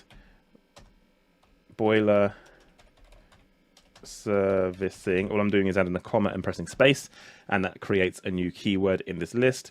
So that gives me 2 example keywords potentially I can use. That's all I need. You can also input your URL here as well to filter out keywords that are potentially unrelated. I don't tend to do this because Google aren't very good at doing this. So I just tend to get all of Google's data and comb through it in order to see what kind of keywords we can bid on. So if I click on Get Results, that is going to pull out Google's data set that they have on keywords in this kind of niche. So you'll see, first of all, the first row shows the keyword you provided, which is boiler service. So that's the first keyword I provided, and it shows the metrics. Now, average monthly searches is an estimation based on Google's search data that they hold on people's behavior on Google. Now, this data is usually very, very underrepresented. It's very underestimated. Generally speaking, the volume will be much higher than this because this usually uses exact match data. People are typing in the query you're seeing below here exactly, as opposed to variations or close variants of that keyword. So generally speaking, when you run a campaign, the data will be higher than the average monthly searches you can see here. You can see 3-month change in terms of how much the volume of the keywords has increased or decreased over time. This particular campaign doesn't really see much variance. You can see that some, for example, electric boiler installation has seen a plus 900% increase. So if you were in that industry, you might be seeing some growth there in terms of people looking for this particular service. And then boiler care, that particular keyword has seen a 90% decrease in 3-month change in terms of volume. Same goes for year-on-year change. Instead of 3 months, it's just over a 12-month period. Competition is an important one because it gives you an indication of how many competitors are aggressively bidding on these keywords. Medium, high, and low rates the levels of competition. So with a keyword like boiler repair, for example, you can expect a lower CPC generally. However, that's not always the case, which I'll go on to in a moment. But this gives you an indication in terms of competition. Some people use this as an indication for SEO as well. Personally, I don't do that, but I think it's a good metric to understand the volume of keywords. Next, you're going to have your impression share. That is if you're running a campaign already and these keywords are in your campaign, you'll get a population of the impression share received in your campaign. We'll go on to impression share as a metric going forward in the course, but just to make you aware that this column won't populate unless you're running ads with the keyword already in it, where it will show the impression share you're currently getting. The next 2 columns are going to be really important. That's going to determine your potential cost of traffic. So you have your top of page bid, low range, like how much would it cost you for a click to show in the top 4 positions on the Google search results in the low range. So you'll see here the estimations of click costs from anywhere from boiler service near me at £2.06. And you'll see things as high as £4.97 for boiler replacement, because of course that's a more premium service. Advertisers are more likely to spend more money on getting clicks for that service. And then the high-end range is basically from auctions that have gone through historically, how the high-end bids have affected the top 4 positions. So generally speaking, advertisers can pay anywhere between £3.07 and £10.41 for the particular keyword boiler repair I'm hovering over now. But that varies depending on auction and a number of other factors. But this is Google's variance in the data. It shows the low end and the high end to set expectations correctly. So here's our potential keyword list for this campaign. You can see boiler service near me, boiler repair near me, British gas boiler repair. If you scroll further down, you can see things like SSE boiler repair, emergency boiler repair, boiler inspection, gas heating engineer. So you can see it doesn't just cover the exact terms I put in terms of boiler service, it covers all types of term. And in fact, what I'm going to do now is we're going to download the list and take a look at it in more detail to really understand this data. So I'm going to click on this option to download keyword ideas into a CSV file, which will give me a way to view the data more effectively and potentially sort the data as well, and basically prepare it for use to make my keyword list. But we're going to go through a couple of options back in the keyword planner after we've done this to kind of show you potentially how you can refine your keywords as well. So the report is currently downloading, and once that's downloaded, we'll be able to open that up in Excel and go through the data. So that's now downloaded. I'm going to open that up now and we're going to look at the data. So I'm going to drag that over from my other screen. And here's the data. It basically reflects what we've just seen already. So I'm going to tidy this up a bit, removing the first 2 rows by highlighting cell 1 and row 1 and 2, right-clicking, clicking delete, and removing those 2 rows. We know our currency already, so I'll delete that because it's irrelevant. You will know the currency you're using as well.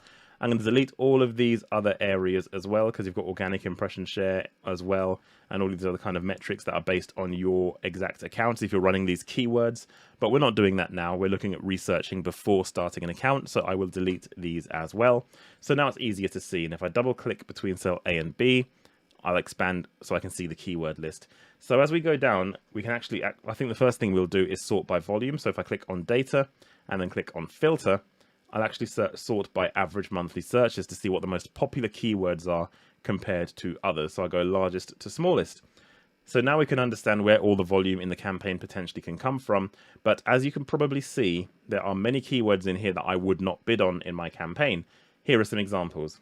I would not bid on anything to do with British Gas Home Care, because that is a pay monthly service from British Gas. Of course, if you're not in the UK, you won't know who British Gas are, but they're the biggest energy provider for boilers in the UK. They have service packages, and this relates to their service package. So that is a branded term that people are potentially looking for directly for British Gas to fulfill that need.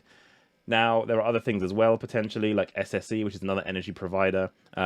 They do their own services as well. I might not necessarily want that. There are a ton of other brands in here, like smaller brands like D&G, who I've never really heard of, but you can assume they are a brand as well.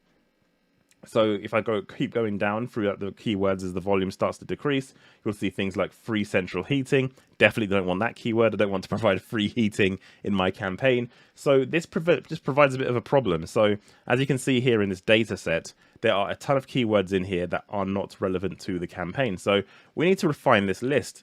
And what we're going to do next is actually go ahead and refine this list down to a seed list of keywords we can potentially bid on in this arena.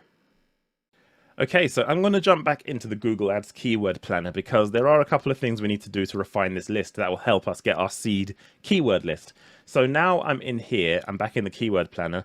There's an option on the right-hand side panel here called Refine Keywords, which will allow us to filter the keywords to find the ones that we want to use. The first one's going to be one of the most important ones in this particular campaign because, as I mentioned, there are a ton of branded keywords in here that are not relevant to our campaign. You might want to bid on branded keywords in terms of competing brands to your business to help you get more clicks and sales, which is great.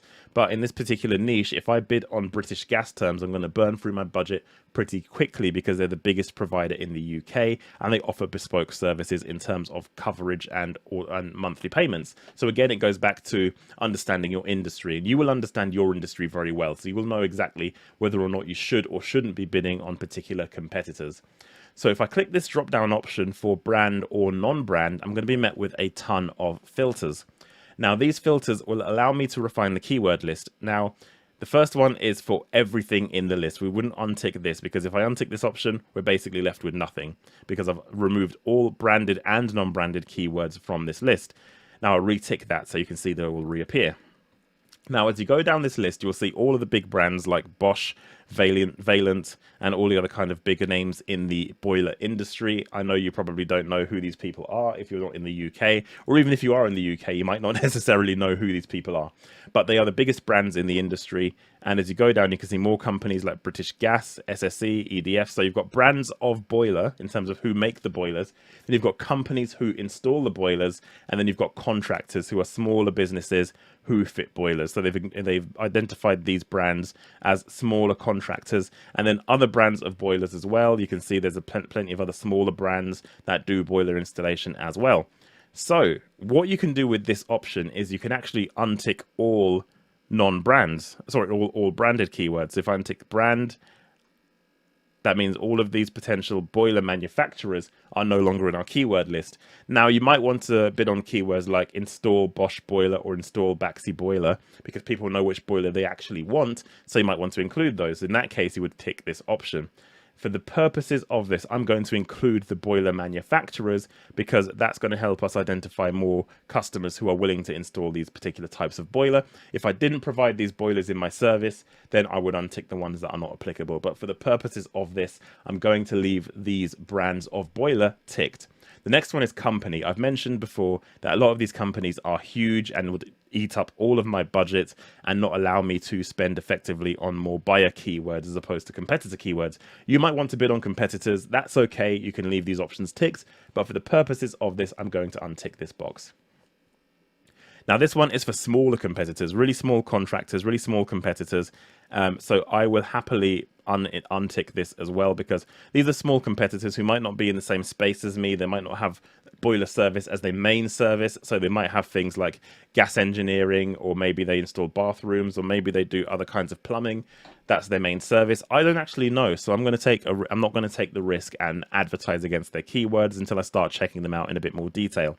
So I'm going to untick contractors as well. And as we untick, you can see the keyword list refreshes, and then it shows less results because of this filter. Now, as you go down, you're going to see other brands as well. So these are other brands of potential boilers and contractors as well. So, for example, Checker Trade, that is a a service comparison website here in the UK that compares different companies who provide home services like boiler installation, like we're doing now. So all of these types of keyword, I'm not going to add into my campaign, because a lot of these are not going to be relevant. They're going to be things that are going to be not quite in line with what I want for my campaign, because they are service providers who might be quite large, and they're also governing bodies as well. So Corgi, for example, are a gas, or at least they were a gas safety engine, a gas safety registration. So a lot of these aren't going to be necessarily relevant. So I'm going to untick this. And that refines our keyword list even further. So now I'm comfortably happy that I've got non-branded keywords in my account, apart from the manufacturer of boilers, which I'll look at as we go down and go through the list. So now I've done that section of brand versus non-brand, I can collapse this, and you can also go into services as well. So boiler repair, boiler installation, maintenance, replacement, fault finding, and inspection. They are all things I'm happy with in my campaign, so I'll keep those ticked. And you go to system boiler, combi boiler, back boiler. These are all different types of boiler. You want to keep boiler in there, but then if you don't provide services for all of these different types of boiler, then you want to remove those particular keywords. So I'll keep them in because we provide services for all different types. Then you've got energy sources. Ours is gas engineering, so I'm going to untick oil and untick electric as well. And that refines the keyword list even further. And then finally, you've got others. So you've got prices, water, plumbing, commercial. We don't do commercial, so I'll untick commercial for this particular campaign. You've got industrial, I'll untick that as well. So this will really help you refine your list down based on the services you do or you don't provide. So this is a good way to start. Then you've got air, you've got month, you've got valve, you've got all these other different types of subcategories. I'm going to keep them in there. In fact, I'll get rid of water. Actually, I'll keep water in there because it might be quite relevant to what we're doing in this example. So I'll keep this in, and you've seen here now that I've refined the keyword list down to 712 keywords. Now, all I need to do is download this keyword list in order to see what my final keyword list could look like. This may still need refining, but I've used Google's filters to help me refine it even better. So I'm going to download these keyword ideas now, and we'll take a look at them to see if there's still refinement needed. Okay, so I've downloaded that keyword list. Let's take a look at it now. So I'm going to open this, and it will open in Excel as it did last time. So if I click on the top two rows and highlight them and then delete them, and then delete the currency column, and then delete these blank columns that are based on data if I was running the campaign, and then double click between A and B, then that will give us our list. If I click on cell A2 and hold down Control and Shift at the same time, then press down, that will highlight all the keywords in the list. And then if you look at the corner of Excel down here, you can see there are 712 keywords in the list, which is fantastic because that is exactly what we want. But let me go through a few examples of what I mean by we still need to refine this list, because there are going to be tons of keywords in here that we do not want to bid on. So let's have a look. First of all, you can see here, there's going to be keywords like this one, which is Patel Boiler Services. Now, we removed brands and smaller contractors from this list, remember. Google didn't get all of them, evidently. As you can see, there's another one called Dromore Boilers. So they're not high volume, but ultimately, these are terms that we do not want to appear for in our campaign. So all of these potentially types of term are things we don't want to bid on. So the refinement process when you build your keyword list is to go through your seed list of keywords, so all 700 and 712 keywords that we have in this list, and go through and comb through very carefully which ones are relevant, which ones are not relevant, and omit the ones that are not relevant, because that's going to be really important as part of your research, because you only want to bid on keywords you think are going to give you returns and sales. So things like Worcester Bosch boiler service is fantastic. It includes the brand of boiler that we mentioned before. We want to bid on terms like this. And then as you go down, as I say, you're going to find keywords in here that aren't necessarily needed or things that you might want to remove. So for example, here's a perfect example of a keyword you might want to remove. Cheap boiler installation. Now, if you provide cheap boiler installation and you don't mind a customer who's after a deal, this could be a great keyword for you. But if you know your service is premium, you do not want to bid on this keyword. So it's a bit of a thought process you need to take when going through your keyword list. It's really important to go through and understand that even if a keyword might be relevant to the industry or to maybe one of your competitors, it may not be relevant to you. So you need to actually go through and check some of these keywords. So that's the second activity you need to do, is look at keywords that aren't necessarily wrong, but could not be right for your business. So there are tons of keywords to go through, and it's a process you're going to have to get used to as a Google Ads expert. You don't just want to do your keyword research on Google, take all the keywords and drop them in, even though that's something Google would probably like you to do because you end up spending more money and potentially wasting your budget. That's not necessarily something you'd want to do. So with that said, I'm going to go ahead and comb through this keyword list and cut out all of the keywords that do not make sense for my business, including smaller brands, services that aren't necessarily relevant, and other things like that. And that is going to help us with our keyword research. And the next part of this would be to group the keywords. So that will come later. But let's first of all get involved and start removing keywords that are not relevant to this campaign. So here I am back in the spreadsheet, and I've not shown you the refinement list yet. I want to show you exactly what I mean by refining. So as I mentioned, we refined the keywords down using the filters in Google's keyword planner. And since then we've downloaded it, gone onto this spreadsheet, and my job to show you was to refine this keyword list even further. Remember, the focus of this campaign is boiler servicing or boiler service. So that means any keyword that isn't relevant to that specific service that this campaign is going to be for needs to be removed. So I've gone through the process, first of all, with a filter, and I've done a filter for service. And that kind of gave me a very good benchmark of what to do. So once I did that, it was a case of taking this list and refining it further, making sure everything in there was highly relevant to boiler servicing without including any small contractors or smaller brands, because we don't want to target that in this campaign. If we wanted to, I would set up a separate competitor campaign to more effectively manage the budget. So with that said, I've done the refinement process and put it onto this sheet here. So now we've gone from about 650 keywords in the previous sheet down to, if I hold Control and Shift on cell A2 and then press down to, as we can see here on the count, 154 keywords. This is our final keyword list. Everything in here is relevant to the campaign. So you can see now how we've gone from putting a few keywords into the Google Keyword Planner, and then it comes back with over 1,000 keywords, using Google's filters, coming back with 700 or so keywords, refining that further in terms of making sure the focus of the campaign is covered. And now we're down to this keyword list. Now it's important to remember, you may hear from Google representatives that you should be bidding on all of the keywords that you saw in that 1,000 list, or even the 700 list. Now many of those weren't relevant, meaning you would waste your budget. This list is going to be everything focused around your campaign and your focus and your goals. So this is your main keyword list. You need to go through this process with your business as well. If you're finding your keyword list for a specific campaign is getting into the 700s or the thousands in terms of keyword count, then it's probably likely you haven't refined your keyword list enough. So here we are. Here is our seed keyword list for the campaign. The next step is to refine this even further, because we need to group these keywords into effective ad groups. Remember, ad groups allow us to effectively group our keywords into themed groups, meaning our ad copy can be more targeted. And what I mean by that is we have generic keywords like boiler service. You have keywords that contain things like annual. You have keywords that contain things like brands like Glowworm or Baxi. So we need to refine this further in order to make sure we're covering the right kinds of keyword. So with that in mind, let's go ahead and do that next. So now we have our themed keyword list. It's important for us now to group them into effective ad groups. Now remember, ad groups group keywords into more effectively relevant subgroups and subcategories from your main seed keyword list, meaning we can write ad copy that's more relevant to the keywords themselves. Now, the way to do this is to, first of all, start looking through the keyword list and finding themes. So the first theme I'm seeing here is Valent boiler service. Now, Valent is one of the branded keywords that came out of our research. It's a brand of boiler and it's a popular brand here in the UK. So this makes sense to have an ad group so that when people go and type in Valent boiler service, considering that we do service those boilers as our example business, it makes sense for us to have an ad targeted specifically to that keyword to make us more relevant, to make people click us more, to make our quality scores better, to get cheaper traffic.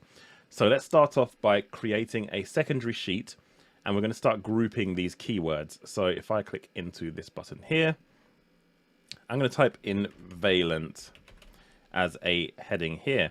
And in fact, we're going to have a grouping for each keyword type underneath each of these headings. So we're going to start with Valent, but I'm going to make all of these a heading. So I'm going to change this to black and change the text color to white. So this will be the heading for each of our ad groups. And within here, we'll list all of the relevant keywords from our keyword research underneath each column. And that will group everything very nicely into ad groups. So starting off with Valent, we will do a search in this filter for Valent. So if we start typing that in and hit OK, that filters all the keywords with the word Valent in, which is perfect because that is exactly what we need. These are our Valent keywords. So I'm going to copy those. I'm going to paste them into here. And that is our Valent ad group keywords. These will be the keywords in our Valent ad group. Now, if we go back here and then remove this filter, those keywords are still in this area, in this list, so we don't want to target them again. So what I'm going to do is I'm going to click on the drop down here where it says keyword. I'm going to type Valent in again. And this time what I'm going to do is select all of them. And I'm going to change the color to red. It's the default name is bad. Doesn't mean these are bad keywords. It's just a way for us to know that we've already added these keywords into our plan. So that's number one. We've got Valent. Let's remove this filter. What have we got next? Let's go through service cost, service near me. So cost could be one of them, potentially. Now, you don't want to go too refined because what can happen is Google uses close variance, as we've discussed in terms of keywords. Close variance means that Google can match your search term to other relevant terms, meaning you don't have to be as tightly knit with your ad groups. There are strategies called single keyword ad groups where some advertisers will literally create an ad group for every single keyword. This is no longer an effective strategy. Google's AI is too smart. They know how to match keywords effectively. The main thing that matters is your ad copy. As long as that matches your keyword targeting and that matches the user's search, that's the important thing. So next, what I'm seeing here, let's start with the very top. We have what I would call generic. So generic keywords are ones that don't really have any kind of modifier on them in terms of types of word. We are targeting boiler servicing, and here's the keyword boiler service. So this is an obvious area for us to add a generic keyword grouping to. So I'm going to add a tab here. I'm going to type in generic. So first of all, these ones are definitely generic.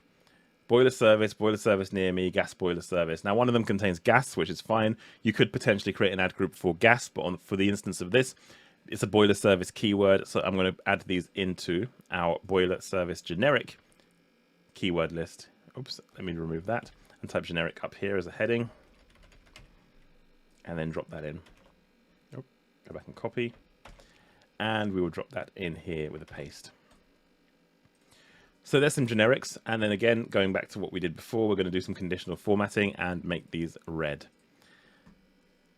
So now we're starting to get through some of these keywords in a bit more detail. We can see Worcester Bosch and Bosch are going to be very important keywords in this list as well.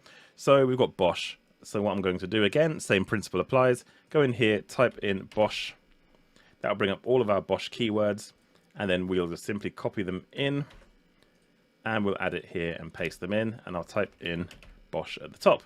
So now we're starting to group these keywords, and then we'll make these red as well, and then remove the filter, and we'll keep going through this process. There's a lot of keywords in here that we need to group. So this is a very, I suppose, painstaking part of Google Ads, grouping your keywords.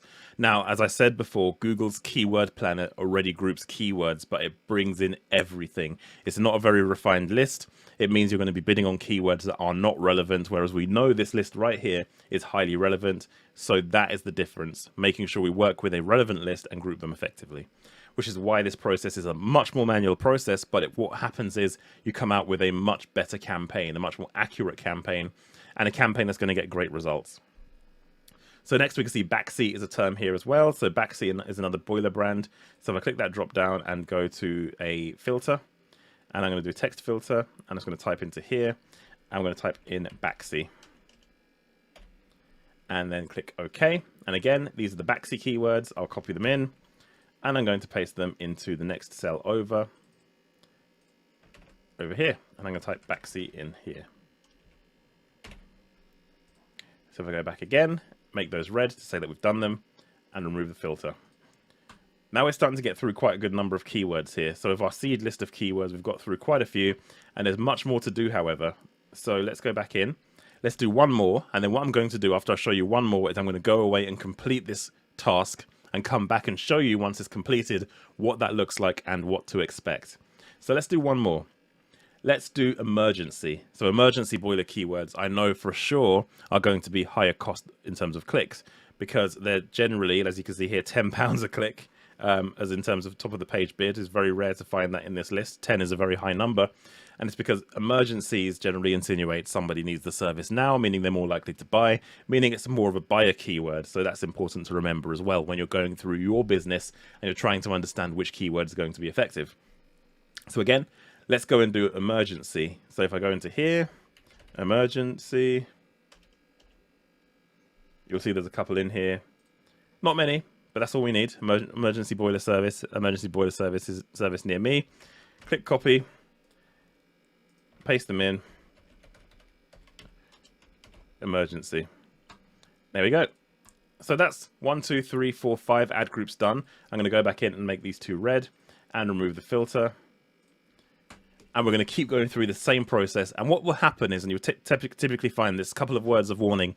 Number one is that you will find that there are going to be keywords that could fit into multiple ad group categories. So for example, we've looked at different brands, and we could also look at emergency. So say for example, we had a keyword in the campaign that came up from our research of Bosch emergency boiler service. That covers both Bosch as a keyword in terms of the brand of the boiler, and it also covers the emergency side as well.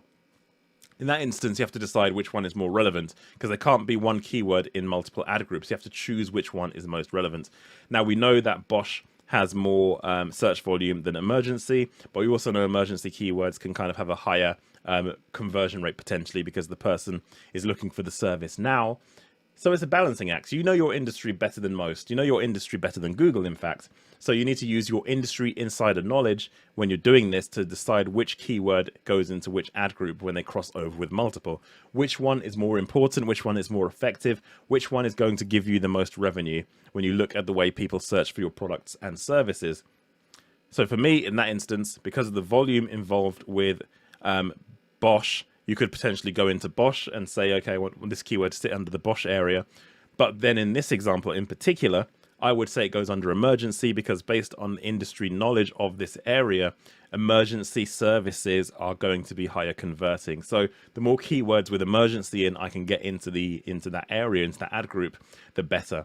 So that's what I would do in that instance. Of course, this is a hypothetical. There is no emergency Bosch keyword in this list. Anyway, I hope that clarifies it. I'm going to go away and go through this process and update all the keywords in this campaign into separate ad groups, and then we'll come back and have a look at the work when it's complete. Okay, so all of the keywords are currently in red. So if you saw the previous video, you'll know what that means. It means that all of our keywords have been successfully grouped into ad groups. So if I hop over to the next tab, you'll see how I've grouped them. So as you can see here, we have groups for all of these keywords, and they've all been segmented by their main kind of type or activator, as I like to call it. So starting from the left, you have Valent, which is a brand, generic, which is kind of a catch-all for very top-level boiler kind of terms. So boiler service technician, my boiler serviced, or get my boiler serviced, all are very basic, very obvious keywords, which are going to be the majority of them. So you can see that's the longest keyword list we have in the campaign. In terms of ad groups, you have Bosch, which is a brand, Baxi, which is a brand, emergency is a premium service and something that converts better, so that needs segmenting. Combi is a type of boiler, annual or yearly is people looking for a service plan where they pay monthly. Looking for a plan where they can actually get their boiler service annually, so it's got a kind of annual or yearly kind of intent. Cost, quote, and price is people who are price sensitive, so cheap, cost, how much it will cost, kind of those things. And then you've got local and near, so anything that says near me, or local boiler service near me. And you've got repairs, so servicing and repairs are slightly different. You've got plans as well, so people who want to pay monthly for a service. And you've got this one as well, which is a brand called Glowworm, so another popular boiler brand here in the UK. For argument's sake, you could potentially segment this even more and create even more ad group, but then you have to remember, this is one service for this business. There could be multiple services, so I've got boiler services in here for this particular plumbing business. You might have bathroom installation, you might have plumbing, so all of these different types of campaigns, and there's going to be a point of diminishing returns in terms of time to results if you segment more and more. So this would be classed as a very highly segmented campaign, because if you remember back on the brief, all the services that Bob's Plumbers, which is our example website, has, then you start looking at all the campaigns that we've segmented potentially. We've created one campaign for a single service they provide. And within that campaign, we've created 1, 2, 3, 4, 5, 6, 7, 8, 9, 10, 11, 12 ad groups, which is a lot of ad groups for this particular type of campaign without going down the single keyword ad group route. Remember, as I said, Google is smart. Their AI is smart. They understand what the intent is of the person searching, and they can effectively match it to keywords and use close variants as well to make sure you don't miss out on any potential searches as well. So this segmentation is highly effective, and this would be classed as a very segmented keyword list. Again, as I say, you could potentially segment it even further, but the results you'd get as a result of that might not necessarily be in line, particularly when it comes to the fact that when I say you segment into ad groups, the reason you do that is so your ad copy can better reflect the keywords in your ad group. You can make them highly relevant. But with the type of adverts Google now has, where you have multiple headlines and multiple description opportunities, you can cover a lot more ground to make the ads more relevant, and Google will serve the relevant content of your ad depending on headline or description that best meets the needs of the user and is most likely to convert, meaning that this segmentation is highly effective. So even though there are things in an ad group that could cross over, so for example, hot water boiler service and generic boiler service, they're two different distinct keywords. You could potentially, for argument's sake, have a hot water ad group and then target the hot water keywords there. A better way to do this would be, as I've done it now, where we cover off the subject matter of these keywords in the ad content itself, and of course reflects that on the landing page as well. So we're covering the whole way through, and we can make sure we're covering our bases with our ad content, because you can choose multiple headlines and multiple descriptions. So that is why this segmentation is very effective. It gives you a balance of speed and execution and simplicity, which is important as well when managing campaigns. Remember, this is one campaign for a business where they could have 5 or 6 campaigns. Then this makes management a lot easier, but it also segments enough that you get strong results as well. So here I am back in the keyword planner for a very simple reason, and that is to find negative keywords. Now, we spoke about negative keywords earlier in the previous module, and of course these are the types of keyword that block your ads from showing on the search results page. So it's important to find a distinct list of negative keywords in order to preserve your budget, to make sure your ads aren't showing for anything that they shouldn't.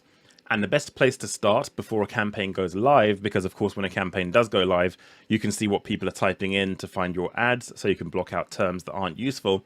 The best way to do it before going live is to go back to the keyword research that you've done, because the results within there can tell you exactly what Google could match your ads to in order to create negative keywords. So let's run that process now.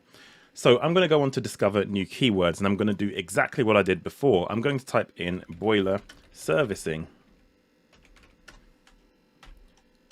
and I'm going to hit get results. Now, when you hit get results, you're not going to be surprised to see the exact same keywords that I showed you when we first started doing this. But we're going to take a bit of a different turn.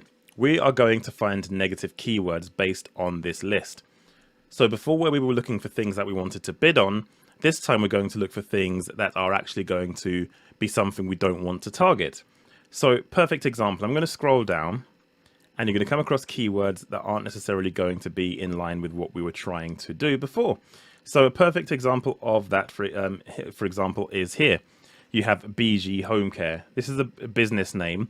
You could put this as a negative keyword in your campaign if you didn't want to show for that particular competitor. Another one is oil boiler. So we weren't targeting oil boilers, we're targeting gas boilers in the campaign. So oil boiler could be a negative keyword. We don't want to show for people wanting an oil boiler service because that's not what the service we provide. So for your business, you need to think when you go through this research, when you type in your most generic keyword you want to target with your ads, are the keywords in this list anything I want to target? And if they're not, is there a potential that Google might match my query to this particular term? And the answer for this list is yes, because of course, if you bid on the term boiler service as a phrase match keyword, there's no reason Google wouldn't show your ads for oil boiler service. Therefore, if you do not deal with oil boilers, you will need to make oil a negative keyword. So any search term containing oil doesn't trigger your ad. The best way to do this is to have a notepad file handy where you can start adding negative keywords. And if you keep scrolling down, you will see more examples of potential negative keywords that aren't going to work for your business.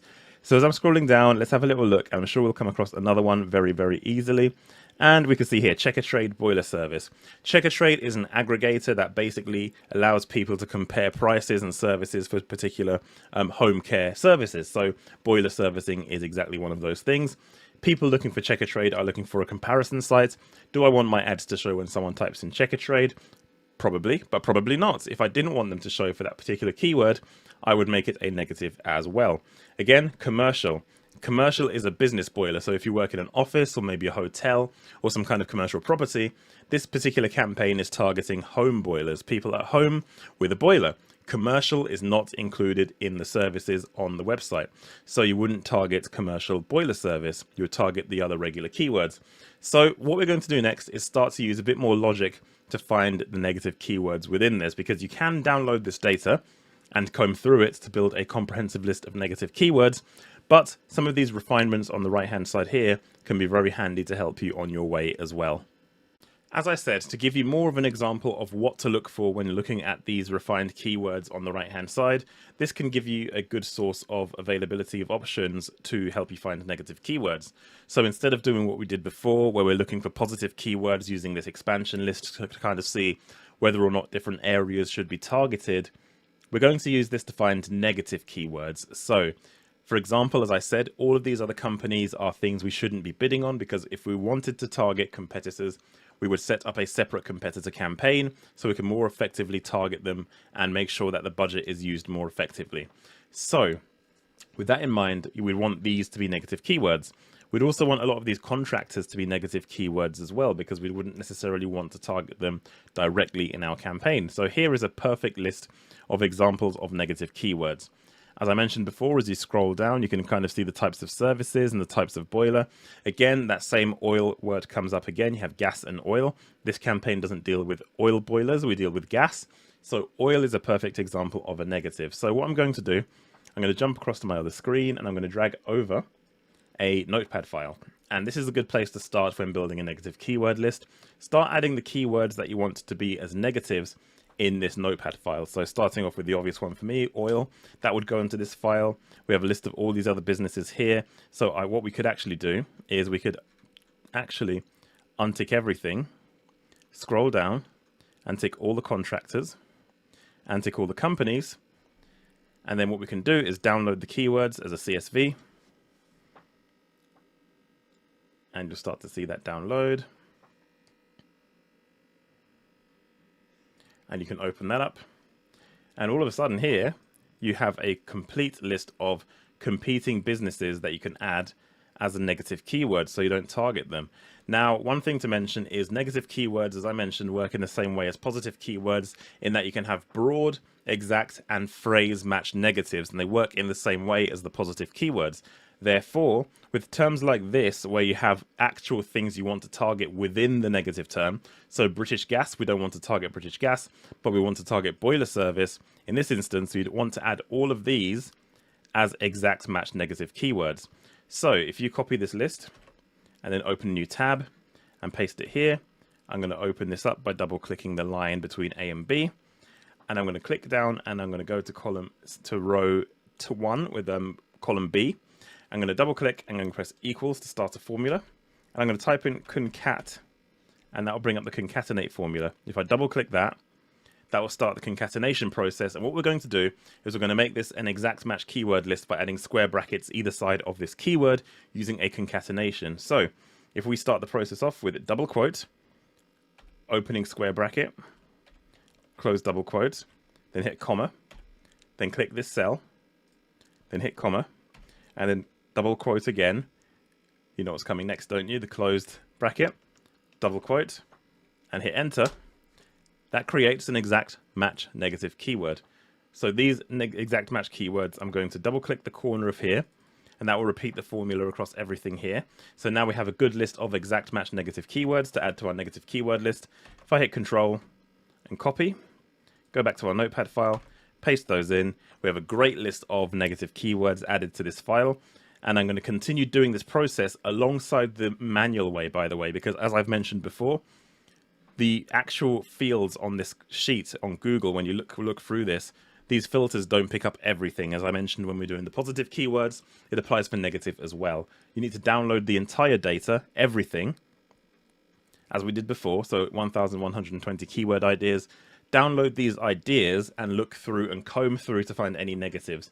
So again, oil is okay being a broad match negative because we don't want anything to do with oil at all. So anyone typing oil into their search term, if we use this negative keyword list, our ads won't show for any oil terms. However, as I mentioned, these terms have things in there that might be crossing over with our positive keyword list. So it's important to start them off with a negative match type, with an exact negative match type. So that is the starting point of keyword research for negative keywords. I'm going to go ahead and find more negatives and complete our list. And when you've completed it, be sure to save it because you're going to need it later when we start building the campaign, because that will go into your negative keyword list. So let's talk about text ads, the actual thing that makes people click on your campaign and actually what drives people to find your business. It's all about your ads. So what is a text ad? Well, text ads are the actual adverts people see on the search results page when they go into Google and perform a search. So they contain the clickable link that takes the user to your website. So when somebody goes to Google, searches for something that triggers your ad to appear, maybe it's a product or service you provide, they go onto Google, do the search, and then they see the adverts on the search results page. And those adverts on the page are known as text ads. So whenever we refer to the ads on Google for search campaigns, typically we call them text ads. So here's an example. I'm sure you've seen these many times before. And of course, you're going to be building these kinds of ads for your business. So these are prime examples of text ads. As you can see, there is a URL for where the potential page will be, the actual clickable blue link as well, which people actually click to get taken to the website. And underneath that is a description. And in the particular example you can see on screen here, the first ad in that list has additional links as well, which we'll go on to because you can add additional information to your ads as well as the pure text ad side of things. So we'll go on to that as well on the next section. So now we know what the ads are. What actually makes a good ad?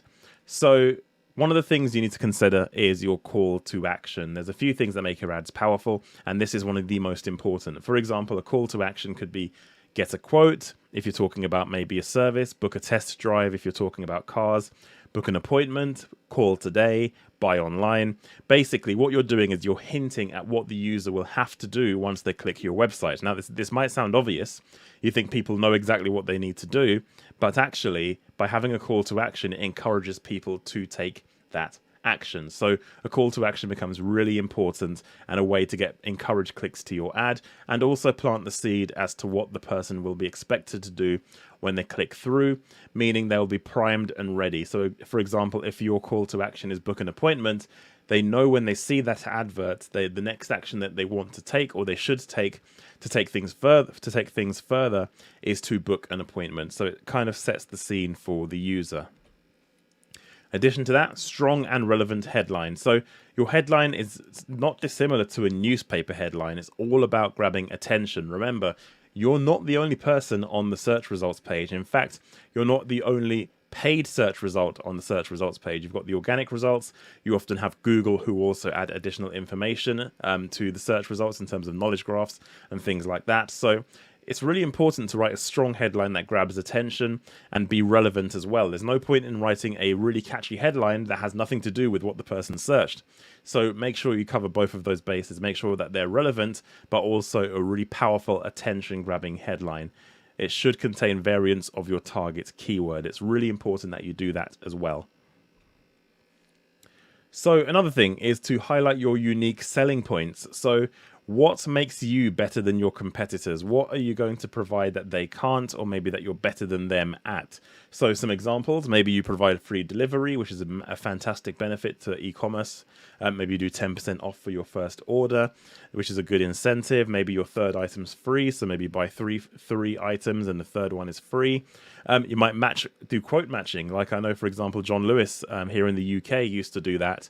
If you find a genuine quote or price for an item elsewhere, they'll match that potential price. So maybe you do that. Basically, what you need to do is think of the unique selling points or the positive selling points, because a lot of these aren't necessarily going to be unique, but they're going to be positive. So think of the positive things you can do to encourage people to buy from you or choose your service over that of your competitors. So as I say, things like rated 5-star on maybe Trustpilot or other review sites out there, that's really going to help you as well. So that's a really important thing to look at too.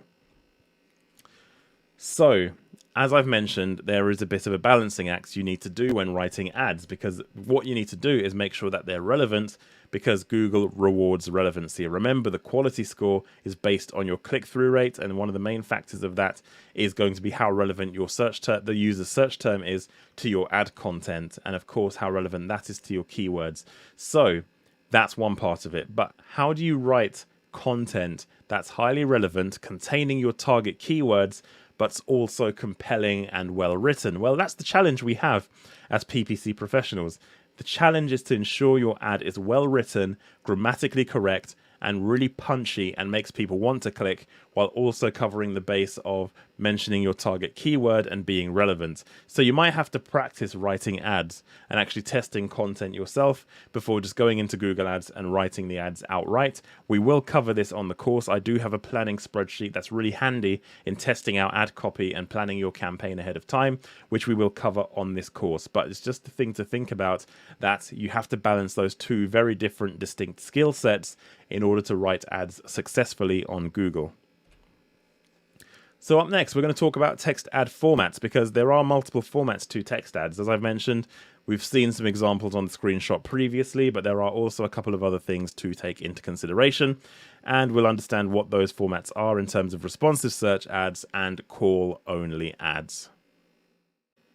So let's start off with responsive search ads, which is the default format for ads when you create a new search campaign. These are the main ads you're going to be using in your account. So it's really important to understand what comprises a responsive search ad and what you need to do when you create them. So what is a responsive search ad? A responsive search ad is the default setting for Google Ads campaigns. They allow you to test multiple variations of headlines and descriptions in your ad copy. Now, I touched on this during the keyword research phase when I was explaining that you don't necessarily need an ad group for every single variant of your keyword. You just need to group them into effective themes. And the reason for that is because of this ad format right here, because it allows you to test multiple headlines and descriptions, and Google's job will be to automatically serve the right combination of headline and description based on the relevancy to the user's search and the likelihood of conversion. So what I mean by that is, if you go back to that keyword list, if you have multiple themes within the same ad group potentially, as long as you cover your bases with the relevancy in the ads, which is the responsive search ad, you can write multiple headlines and descriptions to make sure you're covering all of the relevancy you need to for all of your ad groups. So, what is the format of a responsive search ad? You can write 8 headlines of 30 characters each, so that's advisable to use as much real estate as you can when you create these ad formats, because it allows you to have more data to test when it comes to Google trialing different headline and description combinations. So that's important. Make sure you complete this area as well. So you can write 8 headlines, you can write 3 descriptions of 90 characters each. You can even write more than that, but generally speaking, per ad group, I would advise 3 descriptions to write per ad. And then the other thing is what's called your display URL, which is a URL that you define in your ad that's for vanity purposes. So if, say, for example, you have a page that's like www.bobsplumbers.co.uk/boiler-servicing-.html or something like that. If you want your URL to look more effective or more advertisable, then you can change that URL in the ad only to, say, for example, www.bobsplumbers.co.uk/boiler-servicing. And then that's more relevant to the kind of keywords in the potential ad that you're creating. So it's a vanity URL that basically makes the person searching think that the URL they're going to go to is more relevant, but they'll still be taken to your actual page URL. So it's for vanity purposes and to help with your click-through rate. So the display URL has two areas, so they're 15 characters each, because after your main core domain, which you can't change on your display URL, you can do / something and then / another thing. So it could be / boilers / servicing, but you have 15 characters to play with either side of that / after your core domain. So here's the format, as you can see. So you have, this is what it looks like when you're creating a responsive search ad in Google Ads. And as you can see here, you have your headlines. You can choose multiple headlines. If you were to scroll down on this screenshot, you will see multiple descriptions, and you'll also see a display URL, as I mentioned. And this is what it looks like when you're creating them in Google Ads, which of course we will do as part of this course. We're going to walk through an entire campaign setup, building the campaign we're planning on Google, so you can see end to end how this would look. So this screenshot is for illustrative purposes, so you can see what the interface looks like ahead of time. And it has something called ad strength as well, which basically allows you to get an indication from Google whether or not you're covering your bases. If you don't include enough headlines, don't include enough descriptions or things like that, then that can be a potential issue as well. So Google will show different configurations of your headlines and descriptions based on likelihood of conversion and relevancy to the user's search term, but you still have to make sure you give them enough information to optimize with. So you'll see here the ad strength in this example is average. The idea is you want to try and make it excellent, meaning that you've covered all of your potential keyword subject matter in your ads, and you've covered enough headlines and descriptions as well. So how do these ads appear on Google? As I say, they'll show different configurations based on optimization factors and likelihood of conversion, and of course, relevancy to the user. They can estimate which combination will likely lead to conversions, and of course, because it's AI, it will learn as the campaign goes on. Ads won't start off being optimized. The campaign will start gathering data as people click your adverts, and from that, Google can optimize the headlines and descriptions based on those two factors. So that's important to realize as well. And that, in a nutshell, is a responsive search ad. We will be using these as part of our campaign setup, so you'll see end to end how these are created and what the ad strength metric actually means as we create the ads. So don't worry, you're not going to see that now. This was an explanation as to what a responsive search ad actually is. Now we're going to take a look at call-only ads, which are basically an ad that forces customers to phone your business, and it's quite a good option if you're in a service-based or leads generation industry. That's pretty self-explanatory. So let's take a look at call-only ads. So call ads allow you to create an ad that appears on mobile phone devices. So that's the first thing you need to realize. These ads will only appear on devices capable of making a phone call, namely mobile devices, smartphones. So when the ad is clicked, instead of taking the user to your URL or your web page, what this ad will do is it will initiate a phone call to your business. So that action of a customer taking a click of your ad, you pay at the point of click as usual, as you normally would, but instead of the user going to your website, they actually initiate a phone call.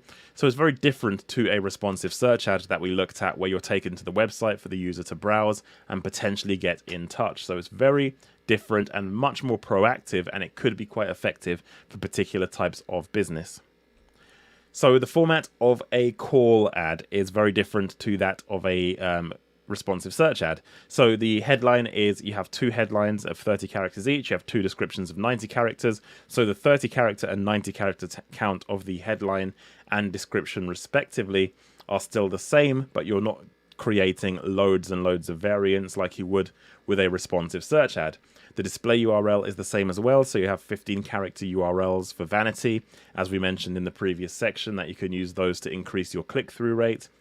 The other thing that's not included in a responsive search ad that is included on a call ad is the business name. You need to provide the name of your business and a website URL as a fallback. So on this ad format, potentially people could go through to your website, but only if they want to. It's a fallback essentially if they want to go through to your website, but they can just click and make a phone call, which is really important.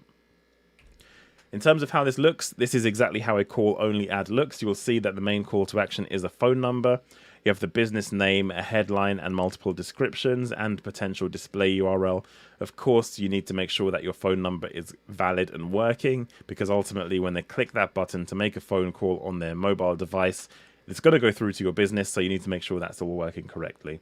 So that is how the ad appears on Google, and it's basically in the same place as where a text ad would be, but formatted for mobile devices with a phone icon, as you can see in this preview. This is how it looks within Google Ads when you're building this ad format. It's much more simplified than a responsive search ad, but nevertheless, this is how it looks in Google. So how do they appear on Google? This is exactly what it looks like, and it will basically show your telephone number alongside your headline, your business description, and your website link. So we've covered this already in terms of how it looks. Just remember that it will appear on Google in a search as it would with a normal responsive search ad. The only difference is that when you click the ad, the user will be taken to make a phone call to your business via their phone. So why would you use a call-only ad as opposed to a normal responsive search ad? So this is the thing. It's a balance between the type of business you are. If you're an e-commerce business, then it might not necessarily be great. But if your business is primarily reliant on inbound phone calls, it could be a great way to maximize phone call leads. So for example, if you're a taxi service and you're marketing a taxi business on Google Ads, a call-only ad could be ideal, because ultimately, if somebody goes through to a taxi service, they want to make a phone call to book a taxi, or maybe it's an airport shuttle, or whatever it might be. All of these different services taxi businesses provide are primarily delivered via the phone. So that would make perfect sense. It would mean not wasting time clicking through to a website to later find the phone number to make a phone call to book your taxi service. Car service garages could be a potential one as well. People want to book a service, they literally click and call. In fact, the campaign we're building in this example of a boiler service company could be a good example of that, but people might want more information. So we've not done it in this campaign type, but it could be one worth testing. And during this setup, we may create those as ads as well, alongside our responsive search ads, and a handyman service potentially. If somebody wants some stuff done around the house, maybe some handyman work, they might want to speak to somebody to find out the quotes, what they're capable of doing, and not necessarily need the website to explain all of that information. So that could be quite useful. So these are some examples of businesses that could benefit from a call-only ad. Maybe yours is one of these types of business. If it is, it's worth considering using this ad format, because it could be quite effective for your business. Disadvantage: users may not see your website and may miss out on USPs as a result, meaning when they see the search results page and they see a phone number, but they also see competitors on your search results as well who are promoting all kinds of USPs because they're using a responsive search ad as opposed to a call ad, then it means that they might miss out on seeing your USPs instead and going to your website and seeing those, meaning they're more likely to actually take action off the back of that phone call lead that they are. So that could be a disadvantage. It could be bad as well for visual services. So anyone who's selling apparel, or maybe graphic design service, or landscapers, people want to see examples of your work, even though ultimately if you wanted a landscape gardener, you will more than likely pick up the phone and speak to whoever it is that's providing that service. You want to see examples of their work. It's a visual service. So anything visual like graphics or gardens or anything like that, then you don't necessarily want to use this ad format, because you want people to go to the website and let your visuals do a lot of the talking, because it's a visual service. So I would advise you don't use it for these kinds of services. And it also stops users from converting in other ways or buying directly online. So if you're an e-commerce business, you shouldn't really be using a call-only ad, because you want people to buy from your website. If you're a business like the SEM Academy, which we're learning from right now, you wouldn't necessarily want a call-only ad either, because we of course want people to enroll on the course. So with that said, that is the reason why you would not use a call-only ad. Think about your use case for your business. What would be beneficial? Would a call-only ad be beneficial based on your niche or industry, or based on what you've seen on this section of the course so far? Would it be something you need to get away from because your product or service is more visual or more of a consideration purchase and something that people may need to read up on your website? Just have a think about those two things, because ultimately that's going to determine whether or not you use this ad format. And if it is something you want to test and you are in a niche that works well for this format, then it's going to be a very powerful tool for your campaigns and something you should definitely test. So I would like to introduce you to the campaign planning spreadsheet. Now this is basically going to form the basis for the campaign you're going to build in Google Ads when we do the full walkthrough. So this spreadsheet is going to help you plan your campaigns in order to know exactly when you go into Google Ads what you're going to be entering. To explain the format of this spreadsheet, we have our ads section here, so we can decide the headlines and the descriptions for all the ads. Now we've gone through responsive search ads before, so you know minimum you need really 2 descriptions and minimum you need about 5 headlines. So you can write more if you wanted, so there's space enough to write up to 8 headlines and up to 5 description keyword content rich ads. And basically this allows you to plan, because what will happen is you start typing in a headline. So I say the best boiler repair. You'll see it counts the characters. So you know the limit for a headline is 30, and the number of characters you need to enter is basically shown next door. So you can see how many characters and a live up-to-date character count of the characters in each of your headlines, and the same goes for descriptions. So this explains the ads section. You can have your ad copies written and tested, and this is a great way as well if you work as a freelancer or even as an agency or even in-house to share ad content with stakeholders so they can see the content that's going to go live on Google Ads. And if they don't like it, they can make edits within the character counts and the character limits, and you can basically hand this back and forth to make sure everybody's on the same page when it comes to creating ads. In addition to that, you have the ad group keywords. So every single ad group, if I go down here and go back to what we did previously, you can see our ad groups have been segmented and the keywords are segmented into ad groups. Each of these are the ad group keywords that we want to target in our campaign. These are reflective in this document. So you can see here, this section here, I've got the ad group name test1, but in reality, when we start building this in the sheet, we'll call this generic. So let's start the process right now. So I'm going to call this generic. We'll add our ad copies here, and then the ad group keywords will go here. And then if I go back into this and take those keywords, I'm going to copy them, and then I'm going to paste them in here. And here are our keywords. They're all pasted in and ready to go. So when we go and build the campaign, we have our ad copy and we have our keywords ready to go and to hand, and we can actually start using them. Again, negative keywords, you can add these at both the ad group and campaign level. So if you want certain phrases to be eliminated or blocked from showing across all of your ad groups and all of your keywords, you can add campaign level negative keywords here, and you can have a lot of room to add them, as you can see. And if you have ad group level negative keywords, you can add them in this column. So if you have something that you want to show in one ad group, but not necessarily another ad group, you can add negative keywords at ad group level as well. So each of these sections is correspondent to an ad group. So we have generic here.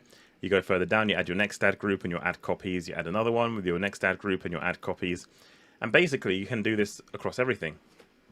So what we're going to do is I'm going to build the first section of this report and come back so you can see exactly what it looks like and what we can consider as the campaign setup. And then we'll go ahead and I'll jump forward and complete this whole sheet in terms of every single ad group in our campaign. So here, and then we'll come back and actually review this, and then we'll have the basis that will form everything for our campaign we're going to build in Google Ads. It's a great practice to do. It saves a lot of time instead of thinking around Google Ads when you're in the platform, scratching your head and wondering what you're going to write. This eliminates all of that worry by getting the content down, getting the right stakeholders in the room when you're discussing that content, and then going from there. So let's go ahead and build out this spreadsheet, and then we're going to come back. Okay, so I have completed a lot of this sheet in order to show you what it looks like when populated. So going back to the first ad group, we have our headlines in place, we have our descriptions in place. I haven't utilized all the spots. If you wanted to, you can add more descriptions. And when we actually start building the campaign, we may need to, depending on what Google thinks of our ads. More on that later. And then we've also got our keywords in place in terms of what we want to bid on.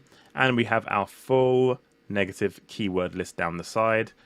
And as I scroll down, actually, you can see all the different ad groups in here. So you've got the gas ad group with the keywords and ad content, with the ad content relevant to the keywords, which is what we talk about with relevancy.